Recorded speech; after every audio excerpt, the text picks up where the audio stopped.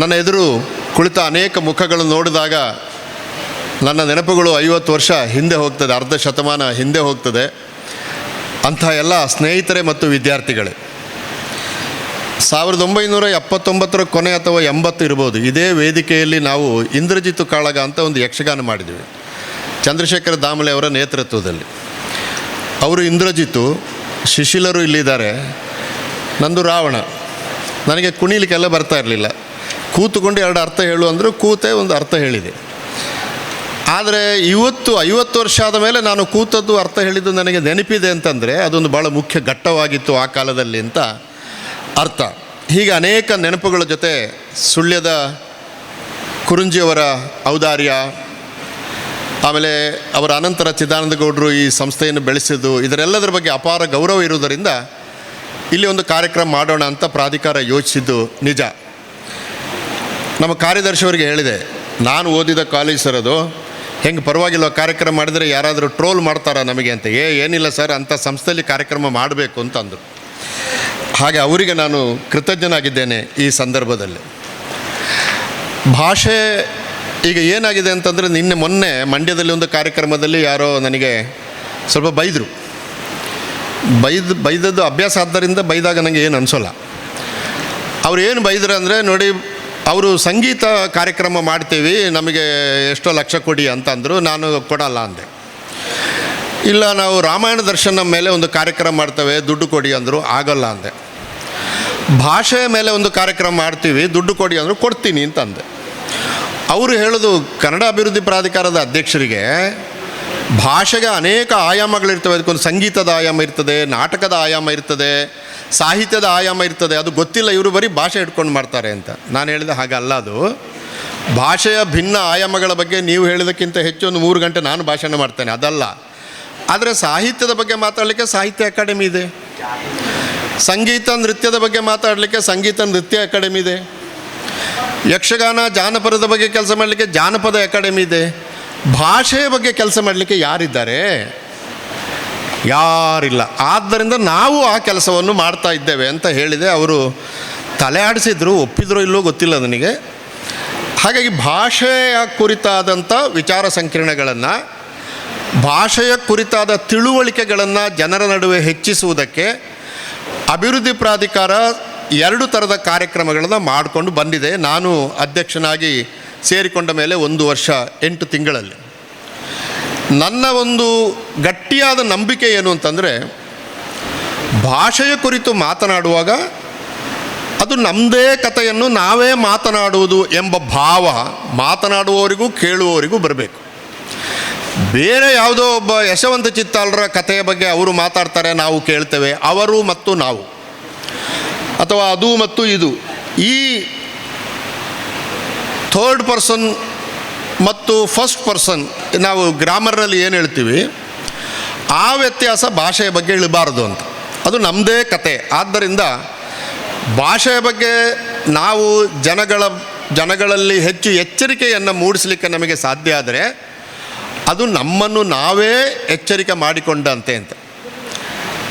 ಇದಕ್ಕೆ ಭಾಳ ಒಳ್ಳೆಯ ಉದಾಹರಣೆ ನಮ್ಮ ವಿದ್ಯಾರ್ಥಿಗಳಿಗೆ ಗೊತ್ತಿರ್ತದೆ. ನಮ್ಮ ಮಹಾಭಾರತ ವ್ಯಾಸರ ಭಾರತ ಇರ್ಬೋದು ಅಥವಾ ಕುಮಾರವ್ಯಾಸ ಭಾರತ ಇರ್ಬೋದು, ಕತೆ ಆರಂಭವಾಗುವುದು ಕೇಳು ಜನಮೇಜಯ ನೃಪತಿ, ಜನಮೇಜಯನೇ ಕೇಳು ಕಥೆಯನ್ನು ಅಂತ ಸೂತ ಮುನಿಗಳು ಕಥೆಯನ್ನು ಜನಮೇಜಯನಿಗೆ ಹೇಳುವುದು. ಜನಮೇಜಯ ಕೇಳುವ ಕತೆ ಯಾರ್ದು ಅಂತಂದರೆ ಅವಂದೇ ಕತೆ, ಅದು ಅವನ ಅಜ್ಜನ ಕತೆ, ಅವನ ಅಪ್ಪನ ಕತೆ, ಪರೀಕ್ಷಿತನ ಕತೆ ಅಥವಾ ಅರ್ಜುನನ ಕತೆ, ಕೌರವ ಪಾಂಡವರ ಕತೆ, ಅಥವಾ ಅದಕ್ಕಿಂತ ಸ್ವಲ್ಪ ಹಿಂದೆ ಹೋದರೆ ಭೀಷ್ಮಾಚಾರ್ಯರ ಕತೆ, ಶಂತನುವಿನ ಕತೆ. ಅಂದರೆ ಏನು ಹೇಳ್ತಾರೆ ಅಂದರೆ, ನಿನ್ನ ಕಥೆಯನ್ನು ನೀನೇ ಕೇಳು ಅಂತ. ನಾನು ನಿನಗೆ ಬೇರೆ ಕತೆ ಹೇಳ್ತಾ ಇಲ್ಲ, ಅದು ನಿಂದೇ ಕತೆ. ಕೇಳು ಜನಮೇ ಜಯ ದರಿತ್ರೀಪಾಲ, ನಿಮ್ಮದೇ ಕತೆ. ಭಾಷೆಯ ಕುರಿತು ನಾವು ಮಾತನಾಡುವಾಗ ಅದು ನಮ್ಮದೇ ಕತೆ. ಅದು ನಾನು ಮೊನ್ನೆ ಬೆಂಗಳೂರಿನಲ್ಲಿ ಒಂದು ಕಾರ್ಯಕ್ರಮದಲ್ಲಿ ಇದನ್ನು ಹೇಳ್ತಾ ಇದ್ದೆ. ನಮ್ಮ ಸ್ಮಿತಾ ಪಳಂಗಾಯ ಇಲ್ಲಿ ಇದ್ದಾರೆ, ಅವರು ಇವತ್ತು ವಿಚಾರ ಮಂಡನೆ ಮಾಡ್ತಾರೆ. ಅವರಿಗೊಂದು ಅವಾರ್ಡ್ ಬಂದಿತ್ತು. ಆ ಅವಾರ್ಡ್ ಸೆರೆಮನಿಗೆ ಹೋಗಿದ್ದೆ ನಾನು. ಅಲ್ಲಿ ಈ ಮಾತನ್ನು ಹೇಳಿದೆ ನಾನು. ನಮ್ಮ ರಾಮಾಯಣದಲ್ಲಿ ಕೊನೆಗೆ, ಅಂದರೆ ಅದು ಉತ್ತರ ರಾಮಾಯಣ ಪೂರ್ವರ ಅದೆಲ್ಲ ಚರ್ಚೆಗೆ ಬೇಡ, ಆದರೆ ರಾಮಾಯಣದ ಕೊನೆಯಲ್ಲಿ ಕುಶಲವರು ವಾಲ್ಮೀಕಿ ಆಶ್ರಮದಲ್ಲಿ ರಾಮಾಯಣದ ಕಥೆಯನ್ನು ಹಾಡ್ತಾರೆ. ಅದು ಎಷ್ಟು ಚೆನ್ನಾಗಿದೆ ಆ ಭಾಗ ಅಂದರೆ, ನಮ್ಮ ಬೊಟ್ಟಿಕೆರೆ ಪುರುಷೋತ್ತಮ ಪೂಂಜರು ಬರೆದ ಮಾನಿಷಾದದಲ್ಲಿ ಅದು ಸ್ವಲ್ಪ ಬರ್ತದೆ. ಯಾಕಂದರೆ ನಾವು ಮಂಗಳೂರಿನ ಕಲಾಗಂಗೋತ್ರಿಯಲ್ಲಿ ಕೆಲಸ ಮಾಡ್ತಾ ಇದ್ದಾಗ ಇದು ಬರ್ತಾಯಿತ್ತು. ವಾಲ್ಮೀಕಿ ರಾಮಾಯಣವನ್ನು ಬರೆದವನು, ಕುಶಲವರು ಕಥೆಯನ್ನು ಹೇಳೋದು ವಾಲ್ಮೀಕಿಯ ಆಶ್ರಮದಲ್ಲಿ. ಕುಶಲವರು ರಾಮಾಯಣವನ್ನು ಹಾಡಿದಾಗ ರಾಮಾಯಣವನ್ನು ಸ್ವತಃ ಬರೆದ ವಾಲ್ಮೀಕಿ ಅದಕ್ಕೆ ಪ್ರೇಕ್ಷಕ, ಹೇಳಿ ಕತೆ ಅಂತ. ಎಷ್ಟು ಚೆನ್ನಾಗಿದೆ ನೋಡಿ. ಲೇಖಕನೇ ಪ್ರೇಕ್ಷಕನಾಗೋದು, ಲೇಖಕ ತನ್ನ ಕತೆಗೆ ತಾನೇ ಕಿವಿ ಕೊಡುವುದು. ರಾಮಾಯಣದ ನಾಯಕ ಯಾರು? ಶ್ರೀರಾಮ, ಎಲ್ಲರಿಗೂ ಗೊತ್ತಿದೆ. ಓ ಲಕ್ಷ್ಮಣ ಎಂಬ ಒಂದು ಬಹಳ ಒಳ್ಳೆಯ ಯಕ್ಷಗಾನವನ್ನು ಡಾಕ್ಟರ್ ಚಂದ್ರಶೇಖರ ದಾಮಲೆ ಅವರು ಬರೆದು ಕರ್ನಾಟಕ ಮೇಳ ಬಹಳ ವರ್ಷ ಅದನ್ನು ಆಡಿತು. ನಾವು ಆ ಯಕ್ಷಗಾನ ನೋಡಿದ್ದೀವಿ. ರಾಮಾಯಣದ ನಾಯಕ ರಾಮ, ಬರೆದವನು ವಾಲ್ಮೀಕಿ, ಹಾಡುವವರು ರಾಮನ ಮಕ್ಕಳಾದ ಲವಕುಶರು. ಆ ಮಹಾಕಾವ್ಯದ ಮೊದಲ ನಿರೂಪಣೆ, ಮೊದಲ ಹಾಡುವಿಕೆಗೆ ಪ್ರೇಕ್ಷಕ ಕಥಾನಾಯಕನಾದ ರಾಮನೇ ಕುಳಿತು ತನ್ನ ಕಥೆಯನ್ನು ಕೇಳುವುದು.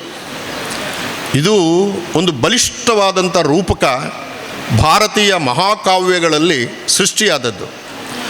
ಆ ರೂಪಕವನ್ನು ತೆಕ್ಕೊಂಡು ಭಾಷೆಯ ಬಗ್ಗೆ ನಾವು ಚರ್ಚೆ ಮಾಡುವಾಗ ಇದು ನಮ್ಮದೇ ಭಾಷೆ ಎಂಬ ಭಾವದಲ್ಲಿ ನಾವು ಕೆಲಸ ಮಾಡಿದಾಗ ಭಾಷೆಯ ಬಗೆಗೆ ನಮಗೆ ಒಂದು ಪ್ರೀತಿ ಮೋಹ ಹೆಚ್ಚುತ್ತದೆ. 2011 ಜನಗಣತಿಯಲ್ಲಿ ಆನ್ಲೈನಲ್ಲಿ ಸಿಗುತ್ತೆ ಭಾರತ ದೇಶದಲ್ಲಿರುವ ಮಾತೃಭಾಷೆಗಳ ಸಂಖ್ಯೆ. ಹೇಗೆ ಇಲ್ಲಿ ಅರೆಭಾಷೆ ಇದೆಯೋ, ಶಿವಳ್ಳಿ ಭಾಷೆ ಇದೆಯೋ, ಚಿತ್ಪಾವನ ಭಾಷೆ ಇದೆಯೋ, ಇನ್ನು ಅನೇಕ ಭಾಷೆಗಳಿದೆ. 9-8 ಭಾಷೆಗಳ ಬಗ್ಗೆ ಇವತ್ತು ನೀವು ಕೇಳ್ತೀರಿ. 8 ಅಂದರೆ ಅದು ಅಂತಿಮ ಅಲ್ಲ, ಇನ್ನೂ ಅನೇಕ ಭಾಷೆಗಳು ಇಲ್ಲಿವೆ ಅಂತ ನನಗೆ ಗೊತ್ತಿದೆ. ಆದರೆ ಒಂದು ದಿವಸದ ವಿಚಾರ ಸಂಕಿರಣದಲ್ಲಿ ನಾವು ಹೆಚ್ಚು ಭಾಷೆಗಳನ್ನು ಅಕಾಮಡೇಟ್ ಮಾಡೋಕ್ಕಾಗಲ್ಲ. ಇದು ಒಂದು ಆರಂಭ ಅಂತ ಇಟ್ಟುಕೊಂಡ್ರೆ ಮುಂದಿನ ದಿವಸಗಳಲ್ಲಿ ಇನ್ನೂ ಹೆಚ್ಚಿನ ಭಾಷೆಗಳನ್ನು ತಂದು ನಾವು ಅದರ ಬಗ್ಗೆ ಚರ್ಚೆ ಮಾಡ್ಬೋದು. 19,569 ಮಾತೃಭಾಷೆಗಳಿವೆ ಅಂತ 2011 ಜನಗಣತಿ ಹೇಳ್ತದೆ. 19,500 ಮಾತೃಭಾಷೆಗಳು, ತಾಯ್ನುಡಿಗಳು. ಇದರಲ್ಲಿ ಭಾರತದ ಸಂವಿಧಾನದ 8ನೇ ಪರಿಚ್ಛೇದದಲ್ಲಿ ಅಂಗೀಕರಿಸಿದ ಅಧಿಕೃತ ಭಾಷೆಗಳ ಸಂಖ್ಯೆ 22, ಕೇವಲ 22. ಈಗ ನಮ್ಮ ಮುಂದಿರುವ ಪ್ರಶ್ನೆ, ಹಾಗಾದರೆ ಉಳಿದ 19,450 ಭಾಷೆಗಳನ್ನು ಏನು ಮಾಡೋದು?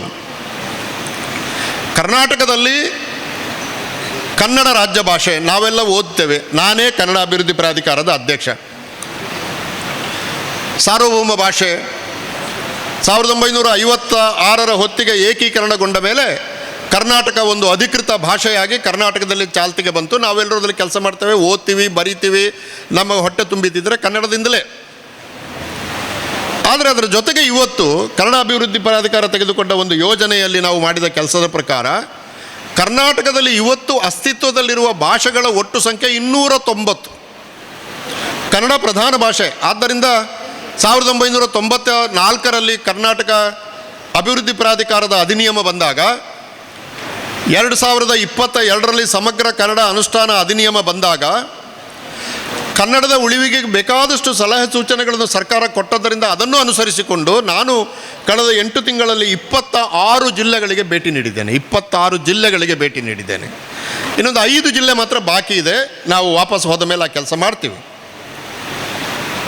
ಈ 26 ಜಿಲ್ಲೆಗಳಲ್ಲಿ ಪ್ರತಿ ಜಿಲ್ಲೆಗಳಲ್ಲಿ ಎವರೇಜ್ ಸರಾಸರಿ 45 ಅಧಿಕಾರಿಗಳು, ಜಲಸಂಪನ್ಮೂಲ ಅಧಿಕಾರಿಗಳಿರ್ತಾರೆ, ವೈದ್ಯ ಅಧಿಕಾರಿಗಳು ಬರ್ತಾರೆ, ಪೊಲೀಸರು ಬರ್ತಾರೆ, ಕೃಷಿ ಅಧಿಕಾರಿಗಳು ಬರ್ತಾರೆ, DDPIಗಳು ಅಥವಾ ಎಜುಕೇಷನ್ ಡಿಪಾರ್ಟ್ಮೆಂಟ್ಗೆ ಸಂಬಂಧಪಟ್ಟವರು ಬರ್ತಾರೆ. ಅವರನ್ನೆಲ್ಲ ಇಡೀ ದಿವಸ ಜಿಲ್ಲಾಧಿಕಾರಿಗಳ ಕಚೇರಿಯಲ್ಲಿ ಕೂರಿಸಿ ಕನ್ನಡ ಅನುಷ್ಠಾನ ಹೇಗಾಗ್ತಿದೆ, ಪ್ರಭುತ್ವದ ಭಾಷೆ ಕನ್ನಡ ಆಡಳಿತ ಭಾಷೆಯಾದಾಗ ಮಾತ್ರ ಅದು ಜನಗಳಿಗೆ ನೇರವಾಗಿ ತಲುಪ್ತದೆ. ಅಥವಾ ಅದನ್ನು ಇನ್ನೊಂದು ರೀತಿಯಿಂದ ಹೇಳಿದಾದರೆ, ಜನಭಾಷೆಯಲ್ಲಿ ವ್ಯವಹರಿಸಲಿಕ್ಕೆ ಪ್ರಭುತ್ವಕ್ಕೆ ಗೊತ್ತಿದ್ದರೆ ಮಾತ್ರ ಆಡಳಿತ ಸಫಲವಾಗ್ತದೆ, ಪ್ರಜಾಪ್ರಭುತ್ವ ಯಶಸ್ವಿಯಾಗ್ತದೆ ಎಂಬ ನಂಬಿಕೆಯಿಂದ ಸುಮಾರು 900ಕ್ಕಿಂತ ಹೆಚ್ಚು ಅಧಿಕಾರಿಗಳನ್ನು ನಾವು ಕಳೆದ 8 ತಿಂಗಳಲ್ಲಿ ಭೇಟಿ ಮಾಡಿ ಸೂಕ್ತವಾದ ಸಲಹೆ ಸೂಚನೆಗಳನ್ನು ಕೊಟ್ಟಿದ್ದೇವೆ. ಅದರಲ್ಲಿ 100ಕ್ಕೆ 100 ಆಗಿದೆಯಾ ಅಂತ ನೀವು ಕೇಳಿದರೆ 100ಕ್ಕೆ 100 ಆಗಿಲ್ಲ. ಆದರೆ ಎಲ್ಲೋ ಒಂದು ಕಡೆ ನಾವು ಆರಂಭ ಮಾಡಬೇಕಾಗ್ತದೆ. ಒಂದು 40-50% ಯಶಸ್ವಿಯನ್ನು ನಾವು ಕಂಡಿರೋದು ಸಣ್ಣ ಸಂಗತಿ ಅಲ್ಲ. ಒಂದು ಉದಾಹರಣೆ ಅಷ್ಟೇ ಕೊಡ್ತೇನೆ ನಾನು. ಹೆಚ್ಚು ಉದ್ದ ಮಾತಾಡಿದರೆ ಪ್ರಬಂಧಕಾರರು ಬೈತಾರೆ ನನಗೆ. ಒಂದು ಉದಾಹರಣೆ ಕೊಡೋದು, ನಾವು ಯಾದಗಿರಿಯಲ್ಲಿ ನಮ್ಮ ಕೆಲಸ ಆರಂಭ ಮಾಡಿದಾಗ, ಬಾಲ್ಕಿಯಲ್ಲಿ ಕೆಲಸ ಆರಂಭ ಮಾಡಿದಾಗ ನಮಗೊಂದು ಮಾಹಿತಿ ಸಿಕ್ತು. ಒಂದು 3,000 ಶಾಲೆಗಳಲ್ಲಿ ಅಧಿಕೃತವಾಗಿ ಅವರಿಗೆ ಖಾತಾ ಪತ್ರ ಇಲ್ಲ ಅಂತ. 3,000 ಖಾತಾ ಪತ್ರವೇ ಇಲ್ಲ. ಶಾಲೆ ನಡೀತಾ ಇದೆ. ಒಂದು 3,900 ಶಾಲೆಗಳು ಶತಮಾನ ಕಂಡಿವೆ. ಇಲ್ಲಿಯೇ ನಾವು ಬೆಳಿಗ್ಗೆ ನೋಡ್ತಾ ಇದ್ದೆ. ಇಲ್ಲಿಯೇ ಸುಳ್ಯದಲ್ಲಿ 16 ಶತಮಾನ ಕಂಡ ಶಾಲೆಗಳಿವೆ. 16 ಶಾಲೆಗಳು ಸುಳ್ಯದಲ್ಲಿದ್ದೇವೆ. ನಾನು ನಮ್ಮ ಸಾಹಿತ್ಯ ಪರಿಷತ್ತಿನ ಅಧ್ಯಕ್ಷರಾದ ಚಂದ್ರಶೇಖರಿಗೆ ಒಂದು ಲೆಟರ್ ಬರೀಲಿಲ್ಲ, ಮೆಸೇಜ್ ಕಳಿಸಿದೆ. ಶತಮಾನ ಕಂಡ 100 ಶಾಲೆಗಳ ಬಗ್ಗೆ ಒಂದು ಪುಸ್ತಕ ಮಾಡಿ ಪರಿಷತ್ತಿನಿಂದ ಅಂತ. ಅದನ್ನು ಯಾರು ಕಟ್ಟಿದ್ರು, ಯಾರು ಜಾಗ ಕೊಟ್ಟರು, ಅಲ್ಲಿ ಎಂತೆಂಥ ಮೇಷ್ಟ್ರುಗಳು ಪಾಠ ಮಾಡಿದರು, ಅಲ್ಲಿ ಕಲ್ತವರು ಯಾರು, ಅವರು ಯಾವ ಲೆವೆಲ್ಗೆ ಹೋಗಿದ್ದಾರೆ, ಈಗ ಶಾಲೆಯ ಕಂಡೀಷನ್ ಏನು, ಅಲ್ಲಿ ಕನ್ನಡ ಇದೆಯೋ ಕನ್ನಡ ಇಲ್ಲವೋ, ಭೂಮಿ ಎನ್ಕ್ರೋಚ್ಮೆಂಟ್ ಆಗಿದೆಯೋ, ಏನಾಗಿದೆ ಅಂತ ಒಂದು ವಸ್ತುಸ್ಥಿತಿ ವರದಿ ಮಾಡ್ತಾನೆ. ಅವರು ಈಗಲೂ ನೆನಪು ಮಾಡಿದರೆ ಮಾಡಿಕೊಡ್ತೀನಿ ಸರ್ ಅಂತ ಹೇಳಿದ್ದಾರೆ. ಅವರಿಗೆ ನನ್ನ ಧನ್ಯವಾದಗಳು. ಹೀಗಾಗಿ ನಾವು 3,200 ಶಾಲೆಗಳಿಗೆ ಖಾತಾ ಪತ್ರ ಇಲ್ಲ ಅಂತ ಗೊತ್ತಾದ ಕೂಡಲೇ 31 ಜಿಲ್ಲಾಧಿಕಾರಿಗಳಿಗೆ ಪತ್ರ ಬರೆದಿವಿ. ನೀವು ತಕ್ಷಣ ಇದನ್ನು ಶಿಕ್ಷಣ ಇಲಾಖೆ ಜೊತೆ ಚರ್ಚಿಸಿ, ಸರ್ಕಾರಿ ಶಾಲೆಗಳಿಗೆ ಖಾತಾ ಪತ್ರ ಇಲ್ಲದಿದ್ದರೆ ಅದನ್ನು ತಕ್ಷಣ ಮಾಡಬೇಕು ಅಂತ ಪತ್ರ ಬರೆದಕ್ಕೆ ಅದರ ಒಂದು 6 ತಿಂಗಳಲ್ಲಿ ಅದರ ಪರಿಣಾಮ ಏನು ಅಂತಂದರೆ, ಖಾತಾ ಪತ್ರಗಳು ಇಲ್ಲದ ಶಿಕ್ಷಣ ಸಂಸ್ಥೆಗಳು, ಸರ್ಕಾರಿ ಶಿಕ್ಷಣ ಸಂಸ್ಥೆಗಳ ಒಟ್ಟು ಸಂಖ್ಯೆ 19,700. ಏನಾಗ್ತಾಯಿದೆ ನಮ್ಮ ರಾಜ್ಯದಲ್ಲಿ? ಒಂದು ಶಾಲೆ ನಡೆಸ್ತಾ ಇದ್ದೀರಾ, ಒಂದು ಶಾಲೆಗೆ ಖಾತಾ ಪತ್ರವೇ ಇಲ್ಲ ಅಂತಂದರೆ ಏನಾಗಬೇಕು? ಇವತ್ತು ಏನಾಗ್ತಿದೆ ಅಂತಂದರೆ, ಕೆಲವು ಕಡೆ ಕನ್ನಡ ಶಾಲೆಗಳು ಮುಚ್ಚಿ ಹೋಗ್ತಾ ಇದ್ದಾವೆ. ಅದು ಇನ್ನೊಂದು ಸಮಸ್ಯೆ.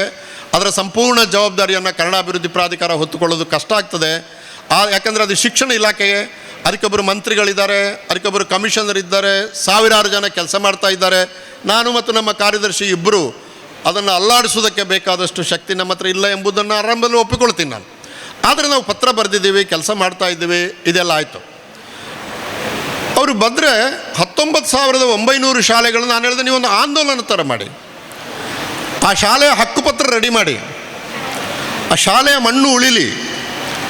ಈಗ 19,900ರಿಂದ ಹಕ್ಕುಪತ್ರ ಇಲ್ಲದೇ ಇರುವ ಶಾಲೆಗಳ ಸಂಖ್ಯೆ 400ಕ್ಕೆ ಇಳಿದಿದೆ. ಅದು ಅಷ್ಟು ಹಕ್ಕುಪತ್ರ ಆಗಿದೆ. ಅಟ್ಲೀಸ್ಟ್ ಶಾಲೆಗೆ ನೆಲ ಇರಲಿ ಅಂತ, ಮಣ್ಣು ಇರಲಿ ಅಂತ. ಮಕ್ಕಳು ಮುಚ್ಚಿದ ಕೂಡಲೇ ಖಾತಾ ಪತ್ರ ಇಲ್ಲದ ಕಡೆ ಜಮೀನು ಕೊಟ್ಟ ಒಬ್ಬ ವ್ಯಕ್ತಿ, ಮಹಾ ವ್ಯಕ್ತಿ, ಸಹಕಾರಿ ಚಳುವಳಿ, ಗಾಂಧಿಯ ಪ್ರಭಾವದಿಂದ ಶಾಲೆ ಕಟ್ಟಿದವರು, ಅಲ್ಲಿ ಮಕ್ಕಳು ಕಡಿಮೆ ಆದಾಗ ಬಂದು ಆ ನೆಲವನ್ನು ಖಾಸಗಿಯವರಿಗೆ ಮಾರಿ ಹೊರಟೋಗ್ತಿದ್ದಾರೆ. ಆ ಮೊಮ್ಮಕ್ಕಳು ಆಸ್ಟ್ರೇಲಿಯಾದಲ್ಲಿಯೋ ನ್ಯೂಜಿಲೆಂಡಲ್ಲೆಲ್ಲೋ ಇದ್ದಾರೆ. ಬೆಂಗಳೂರಿನ ದೇವನಹಳ್ಳಿ ಹತ್ರ ಒಂದು ಶಾಲೆಯಿಂದ ಮಕ್ಕಳು ಹೋಗಿದ್ದಾರೆ 6 ಗಂಟೆಗೆ. 7 ಗಂಟೆಗೆ ಒಂದು ದೊಡ್ಡ ಬುಲ್ಡೋಸರ್ ಬಂದು ಶಾಲೆಯನ್ನು ತೆಗೆದುಹಾಕಿತ್ತು. ನನಗೆ ಸುದ್ದಿ ಬಂತು, ನಾನು ತಕ್ಷಣ ಹೋದೆ. ಮರುದಿವಸ ಚರ್ಚೆ ಮಾಡಿದರೆ ಪೊಲೀಸರು ಹೇಳಿದರು, ಸರ್ ನೀವು ಹೇಳೋದು ಸರಿ, ಆದರೆ ಈ ಶಾಲೆಯ ಹಕ್ಕುಪತ್ರ ಅವರ ಹತ್ರನೇ ಇದೆ, ಜಮೀನು ಅವರದು, ನೀವೇ ಇದನ್ನು ಆಕ್ಯುಪೈ ಮಾಡಿದ್ದೀರಿ ಅಂತ. ಈ ಥರದ ಬಿಕ್ಕಟ್ಟುಗಳನ್ನು ಕಾಣ್ತಾ 26 ಜಿಲ್ಲೆಗಳಲ್ಲಿ ಬಗೆ ಬಗೆಯ ಸಮಸ್ಯೆಗಳನ್ನು ಎದುರಿಸುತ್ತಾ, ಎನ್ಕ್ರೋಚ್ಮೆಂಟ್ ಎಷ್ಟಾಗಿದೆ, ಉತ್ತರ ಕರ್ನಾಟಕದಲ್ಲಿ ತುಂಬ ಕಡೆ ಎನ್ಕ್ರೋಚ್ಮೆಂಟ್ಗಳಾಗಿವೆ. ಹೀಗೆ ಈ ಸಮಸ್ಯೆಗಳನ್ನು ಎಲ್ಲ ಎತ್ತುಕೊಂಡು ನಾವು ಕರ್ನಾಟಕ, ಇಲ್ಲಿ ನೋಡಿ ದಕ್ಷಿಣ ಕನ್ನಡ ಜಿಲ್ಲೆ, ಉಡುಪಿ, ಕಾರವಾರ, ಇಲ್ಲಿ ಸುಮಾರು 90% ಮಕ್ಕಳು ಶಾಲೆಗೆ ಬರುವವರು ಅವರ ಮಾತೃಭಾಷೆ ಕನ್ನಡವೇ ಅಲ್ಲ. ಮನೆಯಲ್ಲಿ ಶಿವಳ್ಳಿ ತುಳು ಮಾತಾಡ್ತಾರೆ, ಹವ್ಯಕ ಮಾತಾಡ್ತಾರೆ, ಕುಂದಾಪುರ ಕನ್ನಡ ಮಾತಾಡ್ತಾರೆ, ಅರೆ ಭಾಷೆ ಮಾತಾಡ್ತಾರೆ, ಆಮೇಲೆ ಇನ್ನು ಅನೇಕ ಭಾಷೆಗಳು, ಬ್ಯಾರಿ ಭಾಷೆ ಮಾತಾಡ್ತಾರೆ, ಕೊಂಕಣಿ ಭಾಷೆ ಮಾತಾಡ್ತಾರೆ, ಎಲ್ಲ ಮಾತಾಡ್ತಾರೆ. ಆದರೆ ಶಾಲೆಯಲ್ಲಿ ಕಳೆದ ವರ್ಷದ 25ರ SSLC ಪರ್ಸೆಂಟೇಜ್ ನೋಡಿದರೆ ಈ ಭಾಗದಲ್ಲಿ ಪರ್ಸೆಂಟೇಜ್ ಹೈಯೆಸ್ಟ್ ಇದೆ, 97.8% ಇದೆ. ಅಂದರೆ ನಿನ್ನೆ ನಾನು ಸುಂದರ ಕೆನಾಜ್ ಅವ್ರ ಹತ್ರ ಹೇಳ್ತಿದ್ದೆ, ನೀವು ದಕ್ಷಿಣ ಕನ್ನಡ ಜಿಲ್ಲೆಯಲ್ಲಿ ಯಾವ ಪ್ರಯೋಗ ಮಾಡೋದು ಯಶಸ್ವಿ ಆಗ್ತದೆ, ಮೇಷ್ಟ್ರುಗಳು ಕೆಲಸ ಮಾಡ್ತಾರೆ ಅಂತ. ಆದರೆ ಎಲ್ಲ ಕಡೆ ಹಾಗೆ ಆಗೋದಿಲ್ಲ. ಈಗ ಮಂಡ್ಯ ಮತ್ತು ಮೈಸೂರಿನಲ್ಲಿ ಮಾತೃಭಾಷೆ ಮಕ್ಕಳದು ಕನ್ನಡವೇ, ಮನೆಯಲ್ಲಿ ಕನ್ನಡವೇ ಮಾತಾಡ್ತಾರೆ ಅವರು. ಆದರೆ ಪಾಸ್ ಪರ್ಸೆಂಟೇಜು 69-70 ಹತ್ತಿರ ಇದೆ. ಇವತ್ತು ಮೈಸೂರು BM ಶ್ರೀಕಂಠಯ್ಯನವರಿದ್ದ ಊರು, ಮಹಾಕವಿ ಕುವೆಂಪು ಅಂತವರಿದ್ದ ಊರು, TS ವೆಂಕಣ್ಣಯ್ಯನಂತವರು ಪಾಠ ಮಾಡಿದ ಜಾಗ ಇವತ್ತು SSLCಯಲ್ಲಿ ಫೈಲ್ ಆದ ಮಕ್ಕಳ ಸಂಖ್ಯೆಯಲ್ಲಿ ಅದು 5ನೇ ಸ್ಥಾನಕ್ಕೆ ಇಳಿದಿದೆ. ಅದು ಇವುಗಳನ್ನೆಲ್ಲ ಗಮನಿಸಿ ಅಧ್ಯಯನ ಪೂರ್ವಕವಾದಂಥ ಒಂದು ವರದಿಯನ್ನು ತಯಾರಿಸಿ ಸರ್ಕಾರಕ್ಕೆ ಕೊಡೋದು ಪ್ರಾಧಿಕಾರದ ಕೆಲಸ. ನಾವು ಅದನ್ನು ಸಾರ್ವಜನಿಕರಿಗೂ ಬಿಡುಗಡೆ ಮಾಡ್ತೀವಿ. ಆಗ ನಾವು ಮಾಡಿದ ವರದಿ ಸರಿ ಇದೆ ಅಂತ ಅನಿಸಿದರೆ ಸಾರ್ವಜನಿಕರು ಕೂಡ ಸರ್ಕಾರದ ಮೇಲೆ, ತಮ್ಮ MLAಗಳ ಮೇಲೆ, ತಮ್ಮ MP ಗಳ ಮೇಲೆ ತಮ್ಮ ಒತ್ತಡವನ್ನು ಹಾಕಿದರೆ ಮಾತ್ರ ಈ ಕೆಲಸ ಆಗ್ತದೆ. ನಲಿಕಲಿ ಮೇಲೆ ನಾವೊಂದು ರಿಪೋರ್ಟ್ ಮಾಡಿದ್ದೀವಿ. ಶತಮಾನ ಕಂಡ ಶಾಲೆಗಳ ಮೇಲೆ ಒಂದು ರಿಪೋರ್ಟ್ ರೆಡಿ ಆಗಿದೆ. SSLCಯಲ್ಲಿ 10ನೇ ಕ್ಲಾಸಿನಲ್ಲಿ ಕಳೆದ ವರ್ಷ 1,62,000 ಮಕ್ಕಳು ಫೈಲ್ ಆಗಿದ್ದಾರೆ. ಪರೀಕ್ಷೆಗೆ ಕುಳಿತ ಮಕ್ಕಳ ಸಂಖ್ಯೆ 7.5 ಲಕ್ಷ. ಅದರಲ್ಲಿ 1,62,000 ಮಕ್ಕಳು ಫೈಲ್ ಆಗಿದ್ದಾರಂತೆ. ಕನ್ನಡದಲ್ಲಿ ಫೈಲ್ ಆದವರ ಪರ್ಸೆಂಟೇಜ್ 22%. ಇದು ಭಾಳ ದೊಡ್ಡ ಆಘಾತ ಕನ್ನಡಕ್ಕೆ. ಯಾಕೆ ಅಂತ ಒಂದು ವರದಿಯನ್ನು ತಯಾರು ಮಾಡಿ ನಾವು ಸರ್ಕಾರಕ್ಕೆ ಕೊಡ್ತಾ ಇದ್ದೇವೆ. ಆಮೇಲೆ ಇನ್ನೊಂದು KPS ಶಾಲೆಗಳಾದ ಮೇಲೆ ಇನ್ನೊಂದಾಗಿದೆ. KPS ಶಾಲೆಗಳಲ್ಲಿ ಇಂಗ್ಲೀಷ್ ಮಾಧ್ಯಮ ಮತ್ತು ಕನ್ನಡ ಮಾಧ್ಯಮವನ್ನು ಸರ್ಕಾರ ಕೊಟ್ಟಿದೆ. ಇಂಗ್ಲೀಷ್ ಮಾಧ್ಯಮ ಮತ್ತು ಕನ್ನಡ ಮಾಧ್ಯಮವನ್ನು ಕೊಟ್ಟಾಗ ಹೆಚ್ಚಿನ ಮಕ್ಕಳು, ಹೆಚ್ಚಿನ ಕನ್ನಡಿಗರು ತಮ್ಮ ಮಕ್ಕಳನ್ನು ಇಂಗ್ಲೀಷ್ ಮಾಧ್ಯಮ ಶಾಲೆಗಳಿಗೆ ಕಳಿಸ್ತಾ ಇದ್ದಾರೆ. ಅಲ್ಲಿ ಕನ್ನಡ ಇದ್ದರೂ ಕೂಡ ತೀರ ಬಡವರು ಬಿಟ್ಟರೆ ಯಾರೂ ಕನ್ನಡಕ್ಕೆ ಬರಲ್ಲ. ಅಂಥ ಸಂದರ್ಭದಲ್ಲಿ ಕನ್ನಡ ಪಾಠ ಮಾಡ್ತಿದ್ದಂಥ ಮೇಷ್ಟ್ರುಗಳು ಕೆಲಸ ಕಳ್ಕೊಳ್ಬಾರ್ದಲ್ಲ. ಅದಕ್ಕೆ ಸರ್ಕಾರ ಏನು ಮಾಡಿತು ಅಂತಂದರೆ ಕನ್ನಡ ಮೇಷ್ಟ್ರುಗಳಿಗೆ 3 ವಾರದ ತರಬೇತಿ ಕೊಟ್ಟು ನೀವು ಇಂಗ್ಲೀಷ್ ಪಾಠ ಮಾಡಿ ಅಂತ ಹೇಳ್ತಾ ಇದ್ದಾರೆ. ನಮ್ಮ ಎಷ್ಟೋ ಕಡೆ ನಾವು ಕನ್ನಡ ಪಾಠ ಮಾಡುವ ವಿಧಾನವೇ ಒಂದು 50 ವರ್ಷ, ಅರ್ಧ ಶತಮಾನ ಹಿಂದೆ ಇದೆ. ಪಾಠ ಮಾಡುವ ವಿಧಾನ, ಟೆಕ್ನಾಲಜಿಯನ್ನು ನಾವು ಬಳಸುವ ವಿಧಾನ, ಭಾಷೆಯನ್ನು ಹೇಳಿಕೊಡುವಾಗ ಭಾಷೆಯೋ ಸಾಹಿತ್ಯವೋ, ನಾವು ಸಾಹಿತ್ಯವನ್ನು ಹೇಳಿಕೊಡ್ತೀವೋ ಭಾಷೆಯನ್ನು ಹೇಳಿಕೊಡ್ತೀವೋ, ಸರ್ವನಾಮ ಅಂದರೆ ಏನು, ನಾಮಪದ ಅಂದರೆ ಏನು, ಸರ್ವನಾಮಗಳಿಗೂ ಮತ್ತು ನಾಮಪದಗಳು ಇರುವ ಸಂಬಂಧ ಯಾವುದು, ಕ್ರಿಯಾಪದಗಳು ಹೇ ಥರ ಕೆಲಸ ಮಾಡ್ತವೆ. ನಾವು ಸಂಸ್ಕೃತದ ಮಾದರಿಯನ್ನು ಅನುಸರಿಸಿಕೊಂಡು ಕನ್ನಡದ ವ್ಯಾಕರಣ ಬರೆದದ್ದರಿಂದ ನಾವು ಭವಿಷ್ಯತ್ ಕಾಲವನ್ನು ಮಕ್ಕಳಿಗೆ ಹೇಳಿಕೊಡಲೇಬೇಕಾ? ವರ್ತಮಾನ ಕಾಲ ಪ್ರತ್ಯವೇ ಭವಿಷ್ಯತ್ ಕಾಲಕ್ಕೆ ಸಾಕಾಗೋದಿಲ್ವೋ? ನಾನು ಇವತ್ತು ಬರ್ತೇನೆ, ನಾನು ನಾಳೆ ಬರ್ತೇನೆ, ನಾನು ಮುಂದಿನ ವರ್ಷ ಬರ್ತೇನೆ, ವರ್ತಮಾನ ಸಾಕಾಗ್ತದೆ ನಮಗೆ. ಹಾಗಾದರೆ ನಾವು ಭವಿಷ್ಯತ್ ಕಾಲ ಯಾಕೆ ಹೇಳಿಕೊಡ್ತೇವೆ? ವರ್ಬ್ಲೆಸ್ ಸೆಂಟೆನ್ಸ್ ಇದೆ ಕನ್ನಡದಲ್ಲಿ, ಕ್ರಿಯಾಪದ ರಹಿತ ವಾಕ್ಯಗಳಿದ್ದಾವೆ. ಈಗ ಅದು ಗೋಡೆ, ಕ್ರಿಯಾಪದವೇ ಇಲ್ಲ, ಅದರ ಅರ್ಥ ಸಂಪೂರ್ಣ ಆಯ್ತದು. ಅವರು ಸುಂದರ, ಅವಳು ಅನುರಾಧ, ಕ್ರಿಯಾಪದ ಇಲ್ಲ. ಅದು ನಮ್ಮ ಇಡೀ ಶಿಕ್ಷಣ ಪದ್ಧತಿಯ ಗ್ರಾಮರ್ ಪುಸ್ತಕಗಳಲ್ಲಿ ಕ್ರಿಯಾಪದ ರಹಿತ ವಾಕ್ಯಗಳ ಬಗ್ಗೆ ಒಂದು ಪಾಠ ಕೂಡ ಇಲ್ಲ.